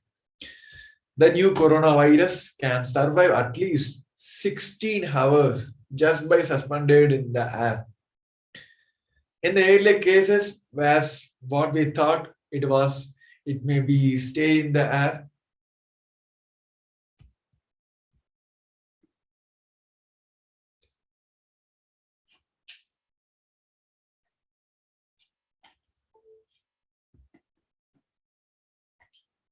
sorry for taking English.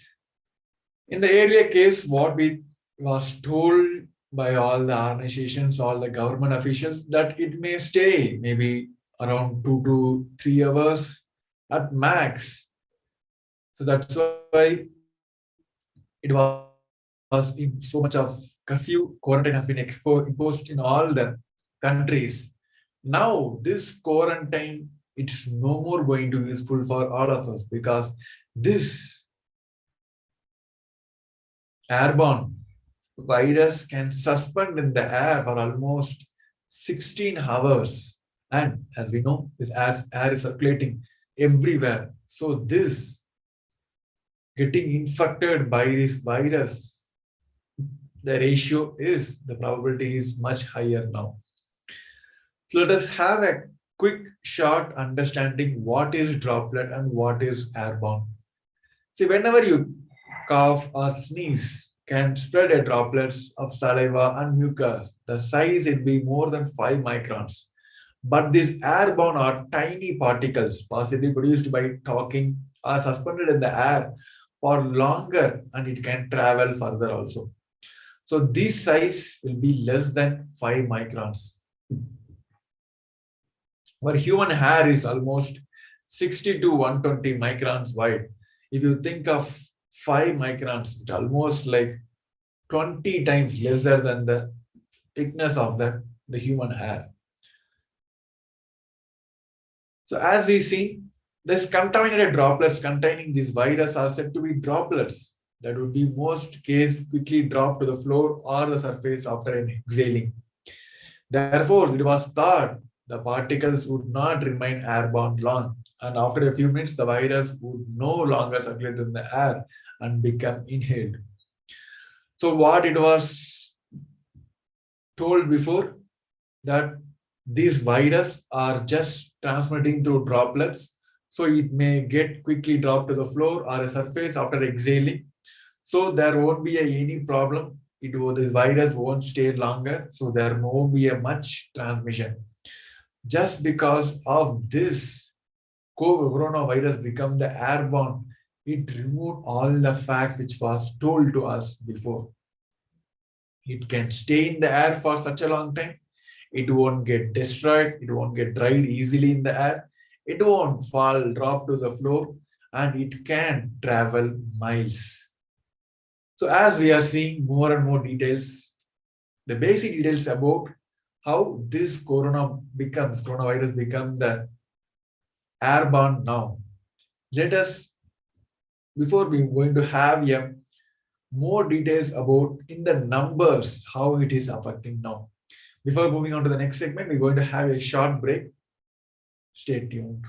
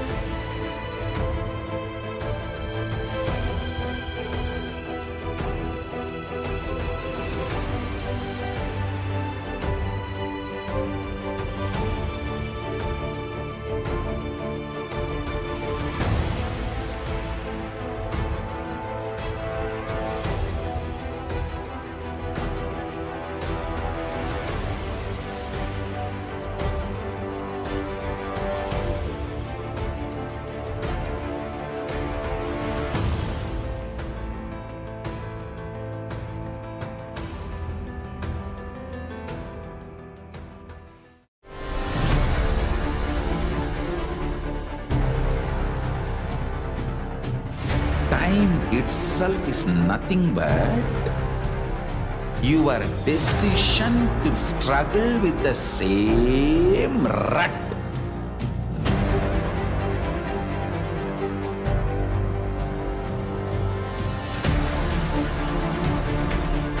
Your decision to struggle with the same rut is time, Kala. Your decision to swallow time is Kala Bhairava.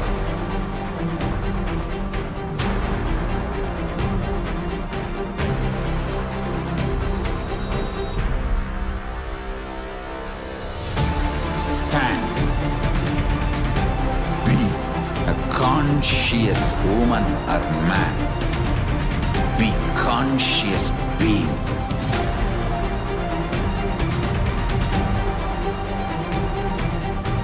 Shrink the time through conscious will persistence. Make the future into present by being ferocious with yourself.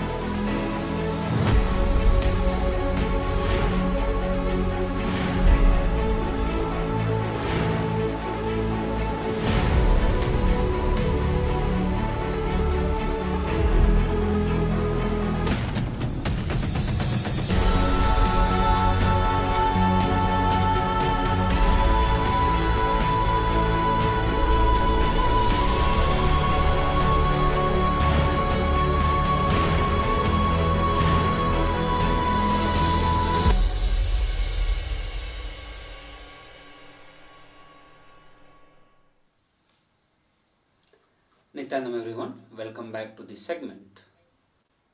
Now we'll look into why it matters that the health agency finally said that the coronavirus is airborne. As we saw that Devi Parashakti long back had revealed that the coronavirus is going to be airborne, it is going to be surviving for miles, spreading all across the India, and from the India it is going to be spreading into various other parts of the world. So here the scientist used a device that captures aerosols and droplets from a person's breath. Scientists showed that the coronavirus may be evolving to spread more easily through the air. So the world, the various scientists, researchers and research agencies reached to this conclusion that the coronavirus is airborne. Here 7th SARS-CoV-2 have been identified in air filters and building ducts in the hospital with COVID-19 patients. Such locations could be reached only by aerosols. So here scientific reasonings are being given why it could be only airborne. The 8th studies involving infected caged animals that were connected to separately caged uninfected animal via the air duct have shown transmission of SARS-CoV-2 that can be adequately explained only by aerosols. So here the animals have been kept far away with each other but in the same environment, and it showed that the one infected animal have caused the infection into the another animal, and it can only be explained if it is getting transmitted through the aerosols. So 239 experts with one big claim: the coronavirus is airborne.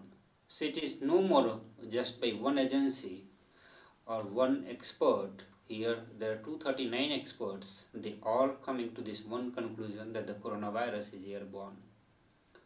The World Health Organization has resisted mounting evidences that the viral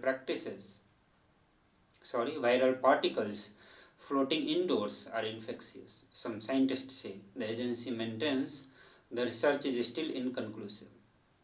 The coronavirus is finding new victims worldwide in bars and restaurants, offices, markets, casinos, giving rise to frightening clusters of infections that are increasingly confirm what many scientists have been saying for months. The virus lingers in the air indoors, infecting those nearby. If airborne transmission is a significant factor in pandemic, especially in crowded spaces with the poor ventilation, the consequences for containment will be significant. So as we all are aware, here we are seeing the impact of coronavirus or this pandemic has increased multifold because it has become now airborne. The common advice for the social distancing is to stay 6 feet apart. It is easy to remember, but it does not account for all aerosol risks, particularly indoors. So in the first wave of coronavirus, in the pandemic time, all the government agencies, the various health agencies, gave these recommendations for all of us to maintain 6 feet or 2 meters of distance. That was given one of the major reasons to prevent oneself from getting impacted or getting affected by the COVID-19 virus.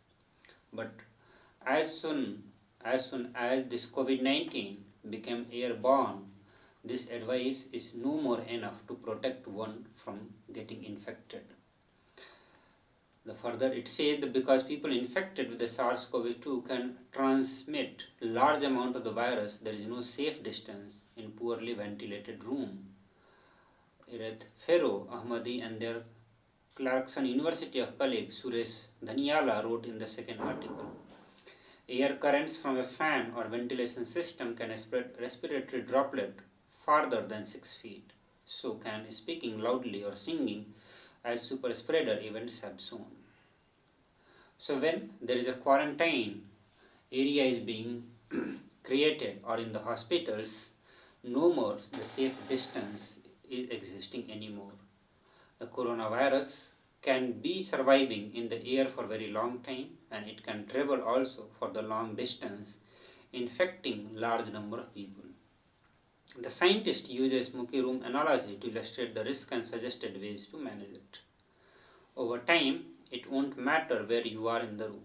They wrote, while it's not perfect analogy, picturing how cigarette smoke moves through the different environments, both indoors and outdoor, can help in visualizing how virus-laden droplets circulate in the air. So here we can see the pictorial representation of how the airborne virus will be traveling all around in a closed room. A large number of COVID-19 cases have come from super spreader event where somebody who is highly infectious has spread the virus to dozens of others. Researchers in Hong Kong recently estimated that about 20% of the people infected there were responsible for 80% of the local coronavirus transmission. Choir particles, church services, nightclubs, and a birthday party are just few of the documented super spreader events.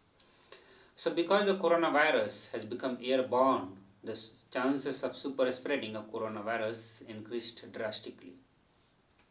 Here, the scientists are finding that if in an area 20% of people are infected, they are responsible for the infection of 80% other people.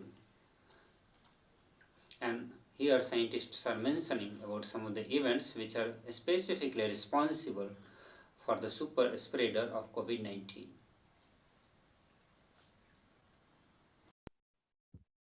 Yes, as we're seeing about the multiple facts, how this COVID-19, the SARS-CoV-2 become the airborne now, and how it is spreading as a vulnerable manner across the globe, and how it is very easy now, it become the airborne now.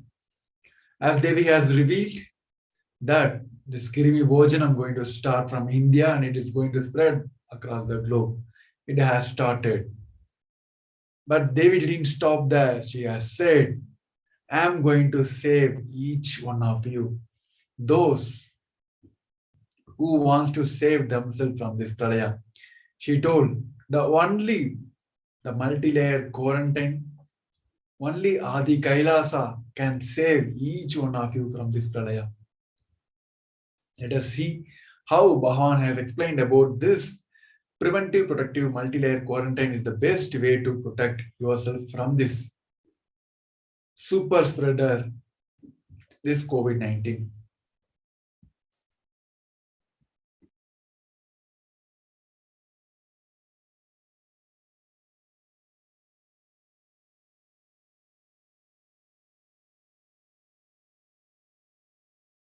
The first understanding I wanted to give you all today is keep yourself alive this year. Please keep yourself alive this year. Focus just on that. That is the only priority. That is the first priority and that is the only priority. Please keep yourself safe, alive, especially if you are in India. Please keep yourself safe. Let me tell you what is happening last few hours in Kailasa. Please listen carefully. I am going to narrate the whole story as it is.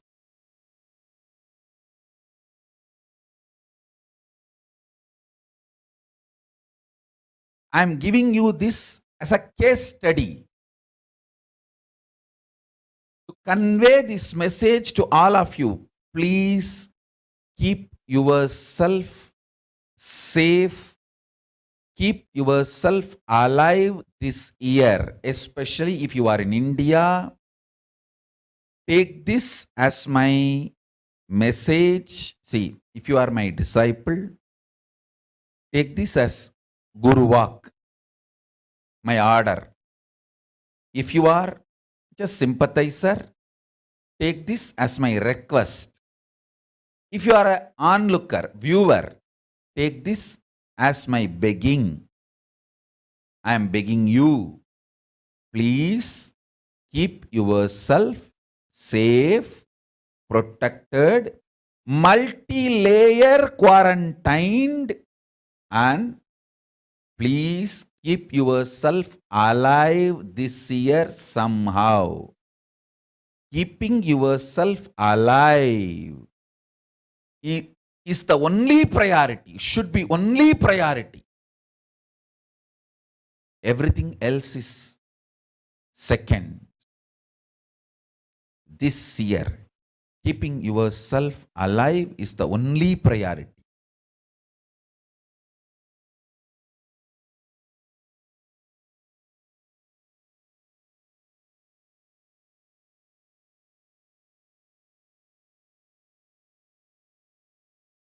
Listen, money is not going to save you now.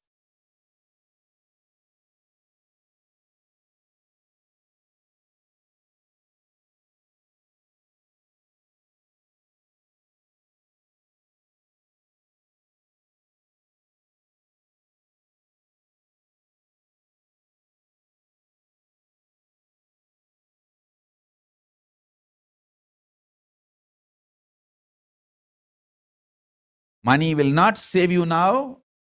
Influence will not save you now.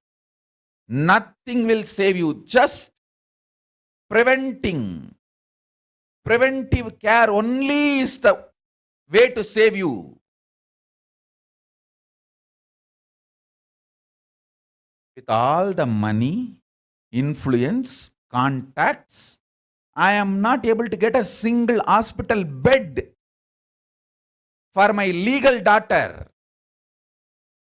Sitting so many hours, personally I am attending. How many hundreds of calls we made all around? Nobody knows. And I don't leave a single stone unturned when it comes to medical care and health. Even my enemies will agree that. I protected their lives as long as they were under my care. Even my enemies know that. Even the worst culinaries, conspirators, people who have enmity towards me, they know When it comes to saving life, I go all out. Spend all the money and all the influence and get the best care, medical care. They can't disagree. If they disagree, their heart will burst.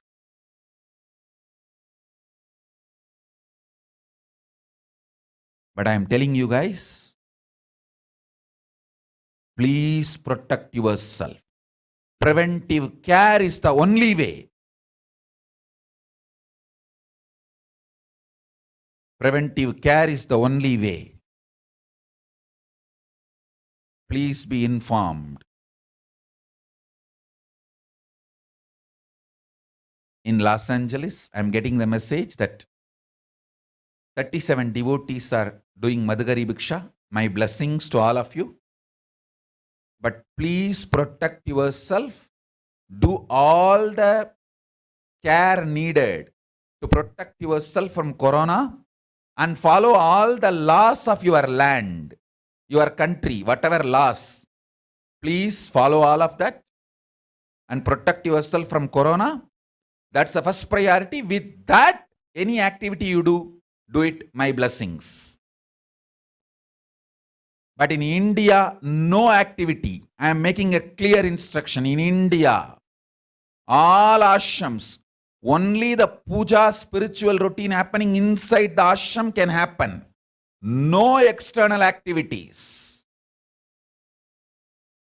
Complete quarantine, multi-layer quarantine in India. Even the food which comes inside should be disinfected, sanitized. Only then things can be brought inside. So please understand, all the Indians, this is you take it as a request or begging, anything. Keep yourself safe. Be alive this year. If you are alive this year, that is the profit.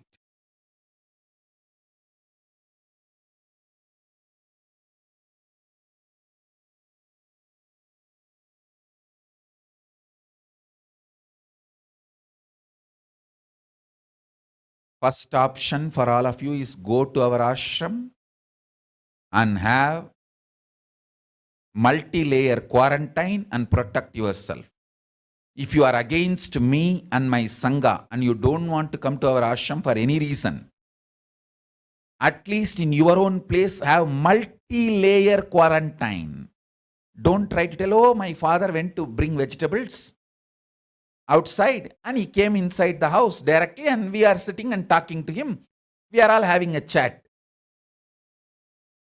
Don't have this blind-spotted, just namesake quarantine. Think through thoroughly and have multi-layer quarantine. Don't tell me, oh, we have to run our life, we have a business. What can we do? What can you do? Nothing can be done. What business you are telling? Just to give annadan, free food. These girls have opened the door and got the corona. Now what to do?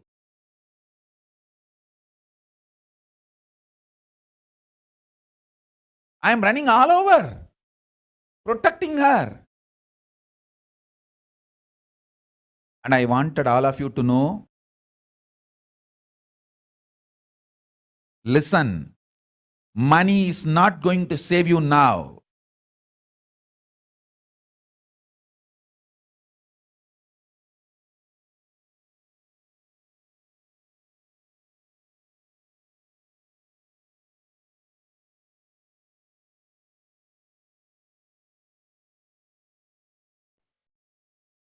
Yes. With this, we come to the end of this segment. Moving on to the next segment with a short break. Thank you. Stay tuned. Nithyanandam.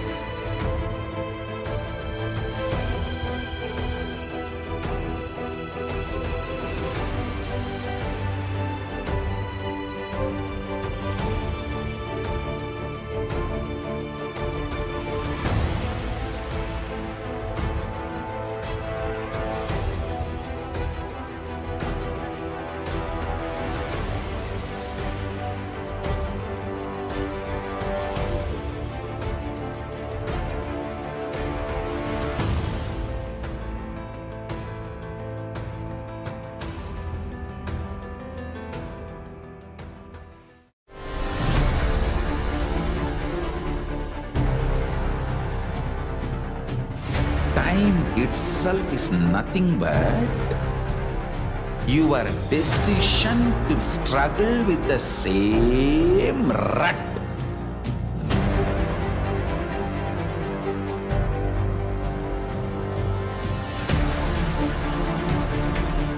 Your decision to struggle with the same rut is time, Kala. Your decision to swallow time is Kala Bhairava.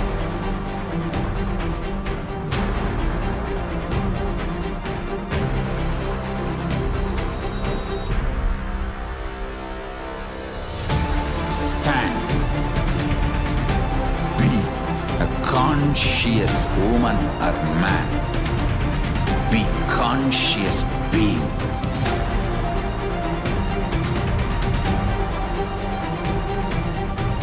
Shrink the time through conscious will persistence. Make the future into present by being ferocious with yourself.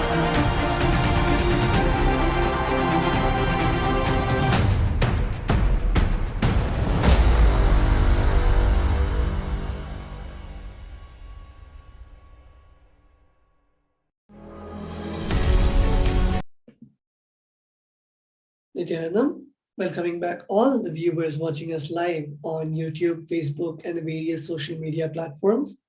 We will now be entering into a very special segment where we see about how we can reach out to Devi Parashakti, how we can convey our boons, our blessing requests to Devi Parashakti, and how Devi Parashakti will be able to see our blessing requests and bless us with all auspiciousness and blessings.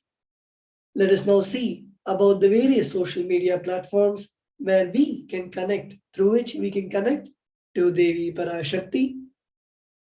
In this segment, we have the Acharyas guiding all of you, myself, Sri Nitya Tattvananda Maharaj, and Sri Nitya Sanatanananda Maharaj, who will be guiding you through this segment.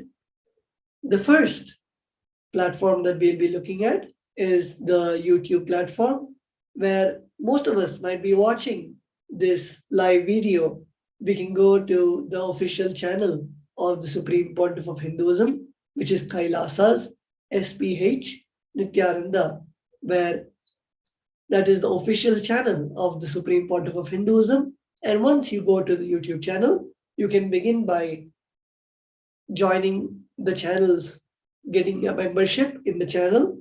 We can click on the join icon where we can receive a membership.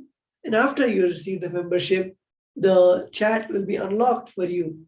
And in the chat section, you can put your blessing requests, your prayers, your message of gratitude, anything that you would like to convey to Devi Parashakti, you can put in the comment section. We'll now be moving on to the next platform.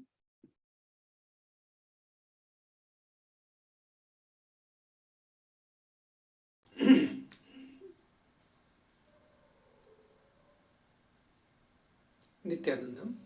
So the next platform to connect with Devi Parashakti is live feed on Facebook video. The official channel of Supreme Pontiff of Hinduism, Bhagwan Nithyananda Paramashivam, is Kailasa's SPH JGM Nithyananda Paramashivam. And here you can, once you open the channel on the Facebook, that's the Supreme Pontiff of Hinduism's Facebook account, and here you can click on following. So like and follow Kailasa's SPH JGM Nithyananda Paramashivam Facebook page, and once you like and follow, you click on the Facebook feed, and in the Facebook feed you can ask your questions here. So this is the way to connect with Facebook Live. The next social media channel to connect with Devi is through Twitter. So you reply to the tweet by @Sri Nithyananda in Twitter. Also, you can click on following, and you can click on the bell icon So whenever the next tweet comes, you will be notified. So step 1 is follow at Shri Nithyananda. This is the official handle. And when you click on in the tweet, make sure you ask your questions in the reply section in the feed, the live tweet feed. And here you make sure you put the hashtag ask the avatar. Ask your questions in this reply section, and in the tweet reply with hashtag ask the avatar. With this, we move to the next feed, next way of connecting to Devi Parashakti. Here you can ask your questions on Instagram feed post. In the official handle for Instagram is Shri Nithyananda, and you click here to follow Shri Nithyananda. And once the feed is live, you can go to the comment section and you can ask your questions in the comment section down below.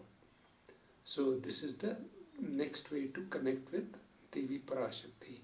So we saw YouTube, Facebook and Instagram, and now we'll be moving to the WhatsApp chat.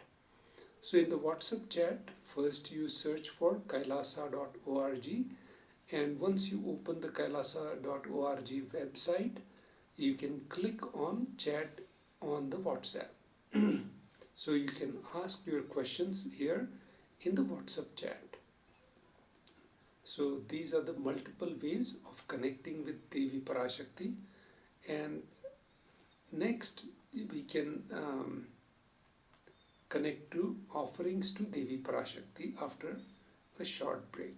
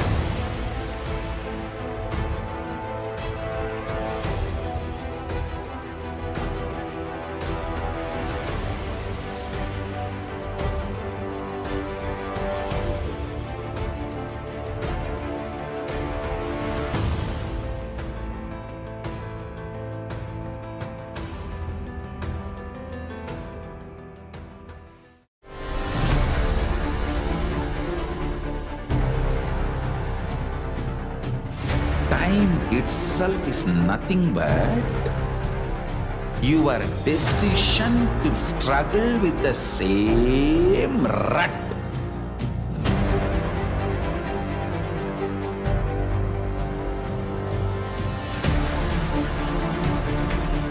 Your decision to struggle with the same rut is time, Kala. Your decision to swallow time is Kala Bhairava.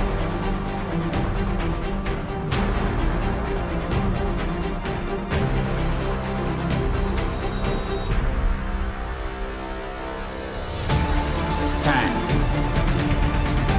Be a conscious woman or man. Be conscious being.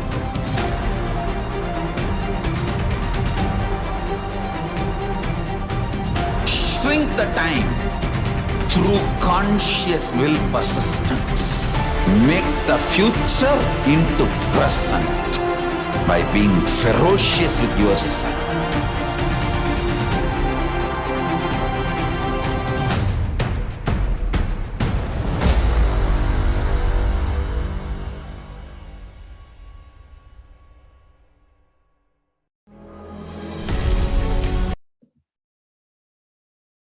Nithyanandam, welcoming back all the participants watching us live on YouTube, Facebook, and the various other social media platforms.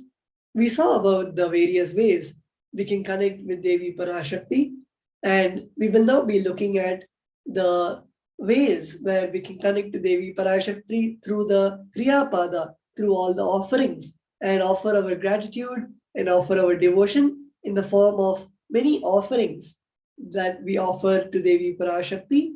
Here we can see the various different ornaments which Devi Parashakti adorns, and we have a chance to offer all those ornaments. And let us now first look at the context on what is the benefit of offering these ornaments to Devi Parashakti. We have the first verse from the Bhagavata Purana, the verse 37.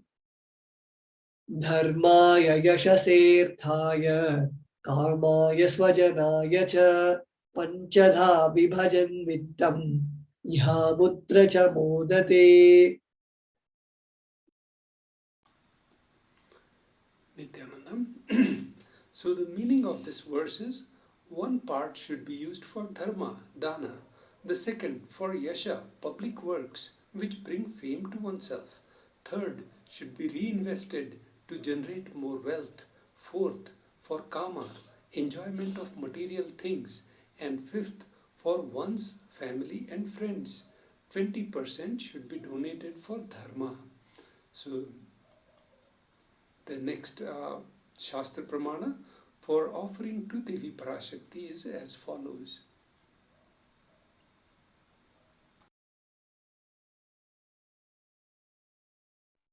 The next Shastra Pramana is from the Dharma Shastras. Trihe dashagunam danam voshte chaiva shatadhikam punyatirtheshu sahasram antatam shiva sannidhau. Nithyanandam. So the meaning of this verse is, dana given at home yields 10 times as much merit as when made elsewhere, 100 times when made in Gaushala, cow pen, 1,000 times when made in the sacred places, tirthas, and an infinite number of times when made in the premises of Shivalinga, such as Shiva temples. So this is according to the Dharma Shastra. So the next Shastra Pramana is as follows. The next Shastra Pramana, which explains about the context for offering to Devi Parashakti, is from the Brahmanda Purana, the verse 55 and 56. Danam trividhamityetat anishtha jyeshtha madhyamam tatra naishreyasam jyeshtham anishtam swartha siddhaye karunyat sarva bhuteshu samvibhagastu madhyamaha. Nithyanandam, the meaning of this verse from Brahmanda Purana, from verse 56, 55, 56 is, dana given in order to achieve moksha, nishreyas, is considered the most valuable form. Dana given out of the pity or kindness for others or for one's own kith and kin is considered to be of the medium value. It is also called as daya dana. Dana given to achieve one's own selfish ends is known as the least valued of all.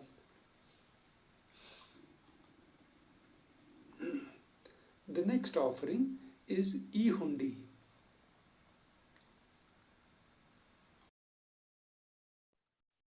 The Shastra Pramana for the offering of the e-hundi is from the Lalita Sahasranama, the verse 42.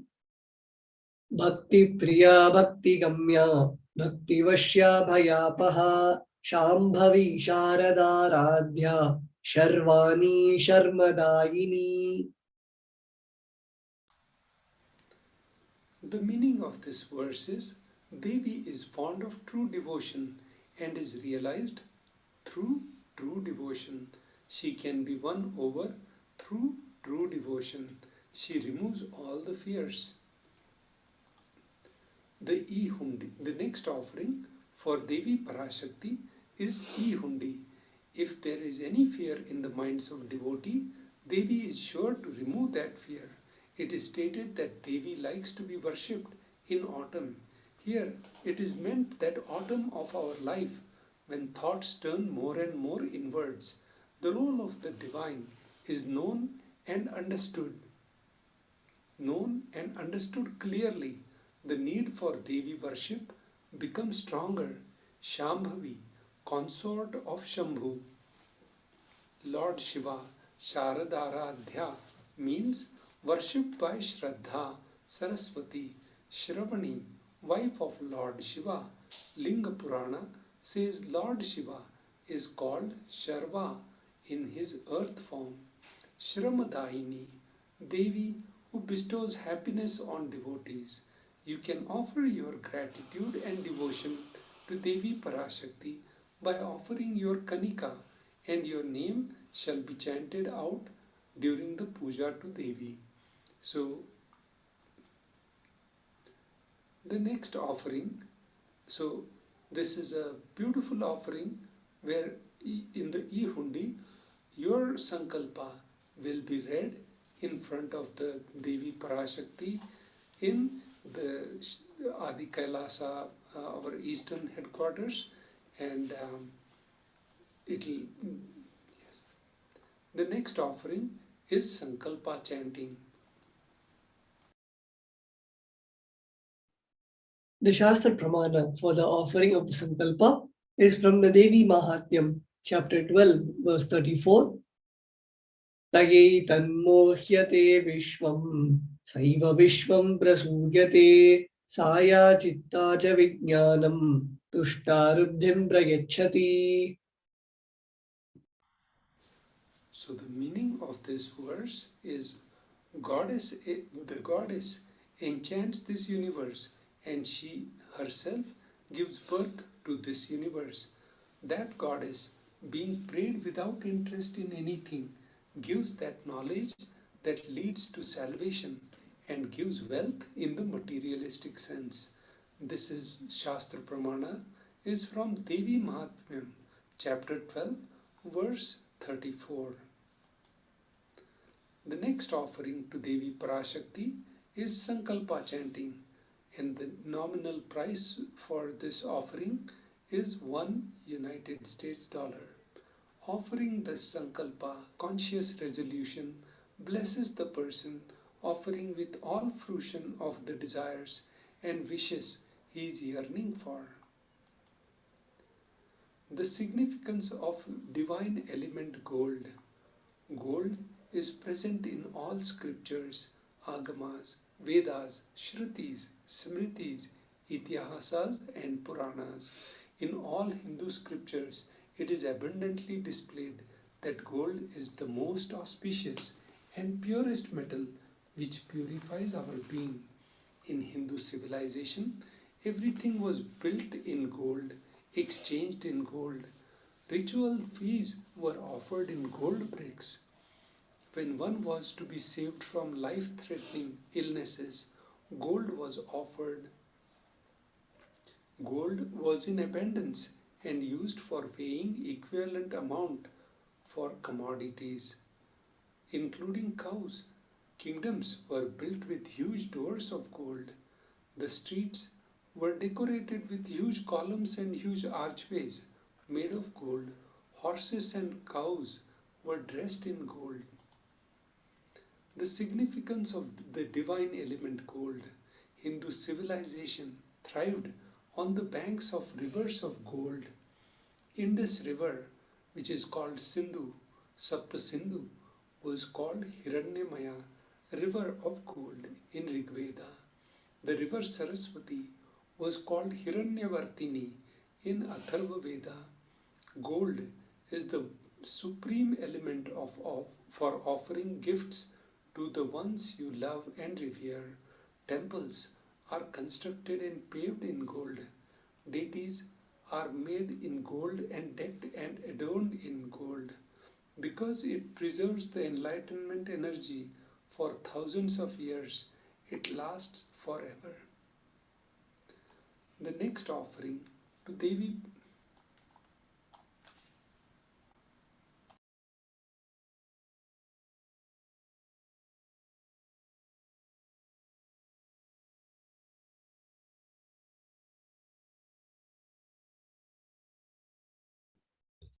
We saw about the context of offerings to Devi Parashakti and the offerings of the Sankalpa chanting, where when you offer the Sankalpa chanting, your name will be chanted in the name and whatever desire that you wish, the Sankalpa, the conscious resolution, will be chanted in the Nithyanandeshwara Paramashiva Devalayam in the Adi Kailasa Sarvangabhita in front of all the deities, all the gods and goddesses, and especially Devi Parashakti.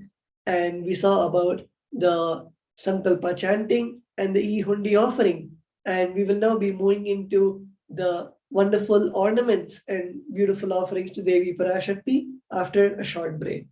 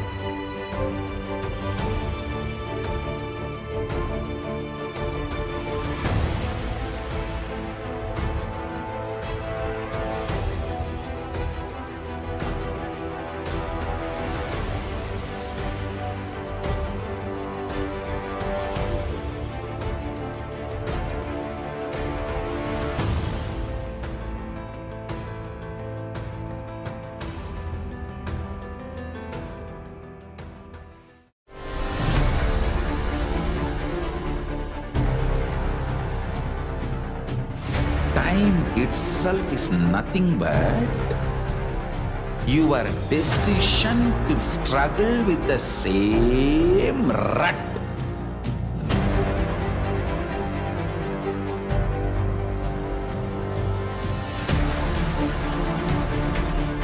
Your decision to struggle with the same rut is time, Kala. Your decision to swallow time is Kala Bhairava.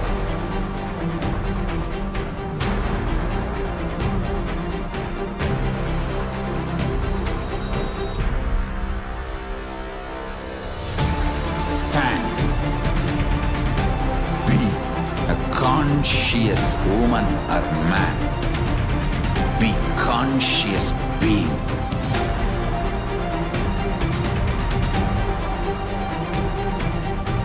Shrink the time through conscious will persistence. Make the future into present by being ferocious with yourself.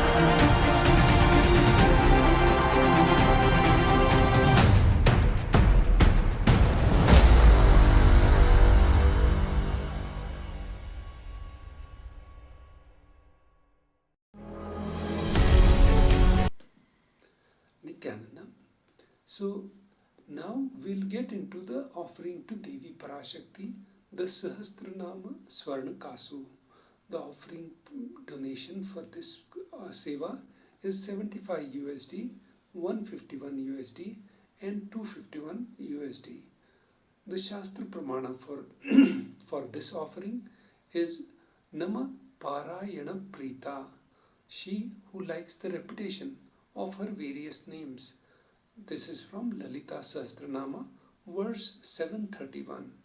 This is the offering of 1008 names of Devi Parashakti. It's a very special and unique archana offered to the Mahameru of Devi Parashakti. Offer the gold coin to Devi Parashakti to manifest any dimension or attribute of hers that you also wanted to imbibe within you. The next offering to Devi Parashakti is Mukta Anguthi, finger ring with pearl. The offering price for this offering is 251 USD, 501 USD and 750 USD. The Shastra Pramana for this verse is as follows. The Shastra Pramana is from the Meenakshi Pancharatnam, the verse 2. Muktaharalasat ruchiram purnendu vaktra prabham sinjanno pura kimkini manidharam padma prabha bhasuram sarvabhishta phalapradam girisutam vani rama sevitam meenakshim pranatosmi santatamaham karunyavara nidhim.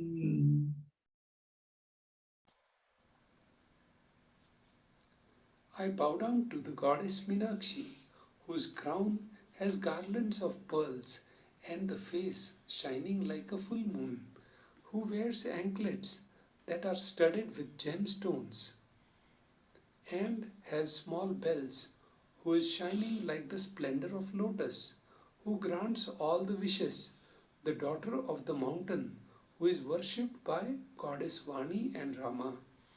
I remain ever bowing to the goddess Meenakshi, the ocean of compassion. The offer finger ring with pearl to the cosmic mother and experience blessings and healings with your own mother. The Mukta Anguthi finger ring with pearl, and the donation price is 251, 501 and 750 USD.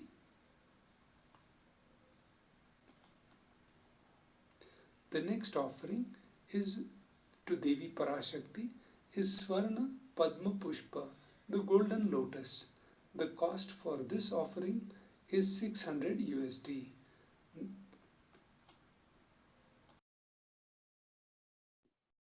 The Shastra Pramana for this offering is from the Kamika Agama. Ashtavidyeshvaropeta Kumbhavarana Samyutam Sarve Sasutra Vastradya Hema Pankaja Bhushita Sapidhana Sakurchascha Pakva Bilva Phalaprabha Snapanadhyaya Samsiddha Pramadena Samanvita. So the meaning of the verse from Kamikagma is all the kalashas should be wound around with suitable thread and covered with new cloth. They should be adorned with lotus flower made of gold. The Swarna Padma Pushpa, the golden lotus, the offering price 600 USD. There are hundreds of scriptural references for using lotus in the worship of Paramashiva. Almost anything in worship of the ultimate involves the consecration of deities of worship and meditating on or the mudras and asanas used during the worship involves the lotus flower, lotus leaf, lotus pericarp, lotus petals. The lotus is our divine flower. Shakti for Paramashiva is also called as lotus. The base of Paramashiva Linga is called lotus. The disciple of Paramashiva is also considered as lotus about to bloom. Offer the gold lotus in any size and you wish to and express gratitude to the tyaga and sacrifice of your mother.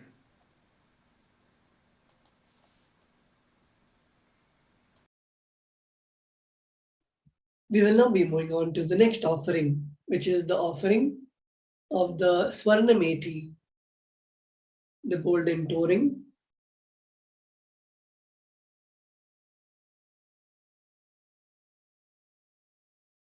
The Shastra Pramana for the offering of the golden touring is Nakhaditi Sanchanna Namajjanatamo Guna Padadvaya Prabhajala Parakrita Saroruha.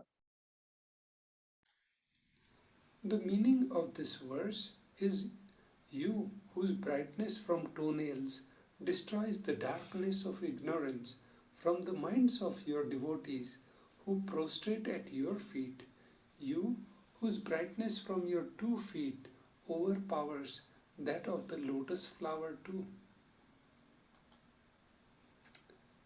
The offering to Devi Parashakti. The Shastra Pramana is from Shlokam number 83 of Saundarya Lahari, which states that the nails have been sharpened by constantly being touched by the crowns of celestial beings who always prostrate before Devi. Tamoguna is darkness. In this stotram, tamas is indicative of ignorance in the minds of devotees, and by constantly prostrating before Devi, their ignorance is removed and they attain knowledge. The offering to Devi Parashakti of Swarnamethi, the golden touring, is 750 USD. Offer the touring to Devi, adorning her sacred feet, to be in constant gratitude for receiving her blessings in even the most difficult aspects of our life. The offering to Devi Parashakti, Swarna Mangatika, the gold hairline jewelry. The cost of this offering is 750 USD. The Shastra Pramana for this offering is Sudha Sharabhi Varshini. She who makes nectar flow in all our nerves from Sahasrahara, she who gives the very pleasant experience of ultimate. The Mangatika represents the nectar flowing from Sahasrahara Chakra, which is fully opened. Offer the Mangatika to Devi and receive blessings of achieving the blissful state of overflowing gratitude and space of complete completion. With this, we conclude the offerings to Devi Parashakti. We saw 3 different offerings for Devi Parashakti. One was the golden hairline jewelry, the golden touring, and golden ring. So with this, now we move to the next section after a short break.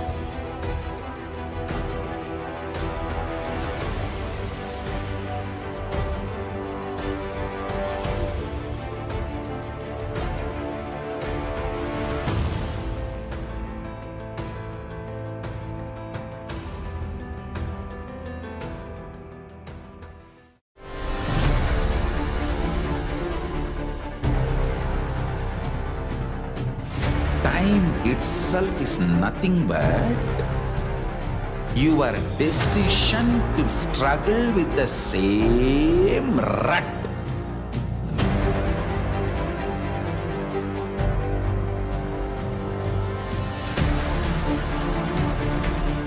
Your decision to struggle with the same rut is time, Kala. Your decision to swallow time is Kala Bhairava.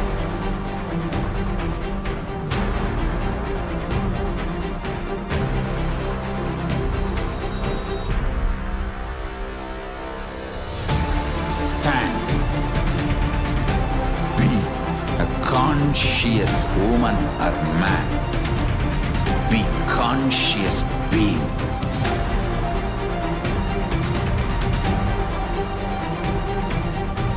Shrink the time through conscious will persistence.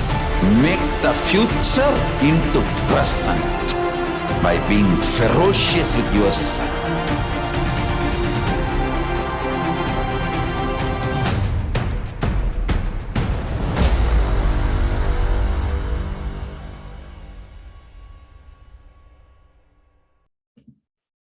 Nithyananda, welcome back all the viewers watching us live on YouTube, Facebook, and the various other social media platforms.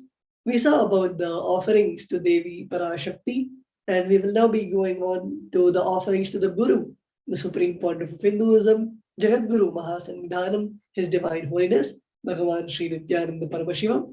Here we will first be seeing about the context of the benefits of offerings to the Guru. We have the first benefit, the first context from the Kularnava Tantra, the chapter 12, verse 12. Na paduka paro manyo na deva shri guru paraha na hi shaptat paradiksha na punyam kula pujanat. The meaning of this verse is there is no mantra higher than Paduka, no God higher than Guru, no initiation higher than the Shakti, and no merit higher than the Kula worship. Kularnav Tantra, chapter 12, verse 12.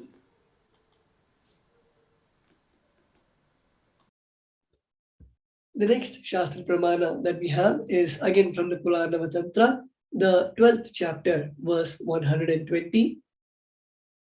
Rikta hastascha nopeyan rajanandevatam gurum palapushyam baradini yatha shakya samarpayet evam yonachara devi brahmarakshasatam brajet. The meaning of this verse is one should not approach royalty, the deity, or the Guru empty-handed. He should offer fruit, flower, cloth, and like according to his capacity. One who does not do so becomes a Brahma Rakshasa. So this is as per the Kularnav Tantra, 12th chapter, verse 120.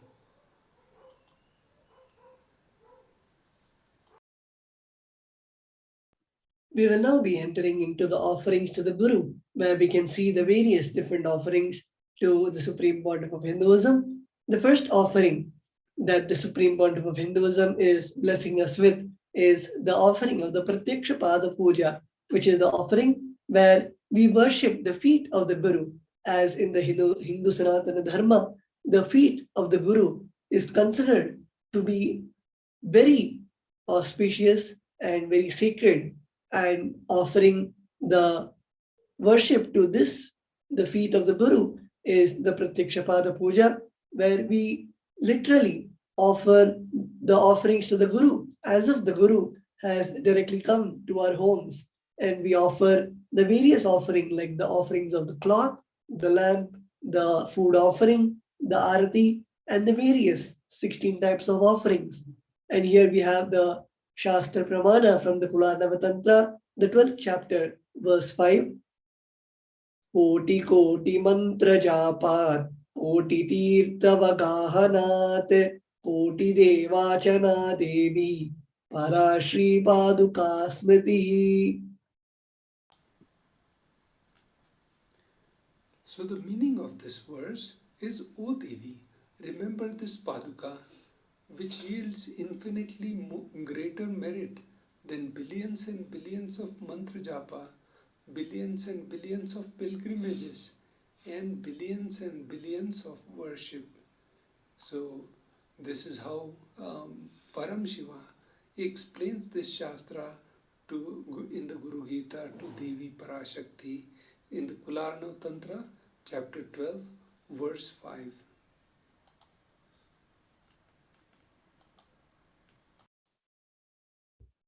Many of us would have seen the Pratyakshapada Puja recently on the Avatar Dinotsava celebrations and the various celebrations. And we have just concluded, we are in the culmination process of the Avatar Dinotsava, where we finished the 21-day celebrations of the Jayanti, the 45th Jayanti of the Avatar Dinotsava.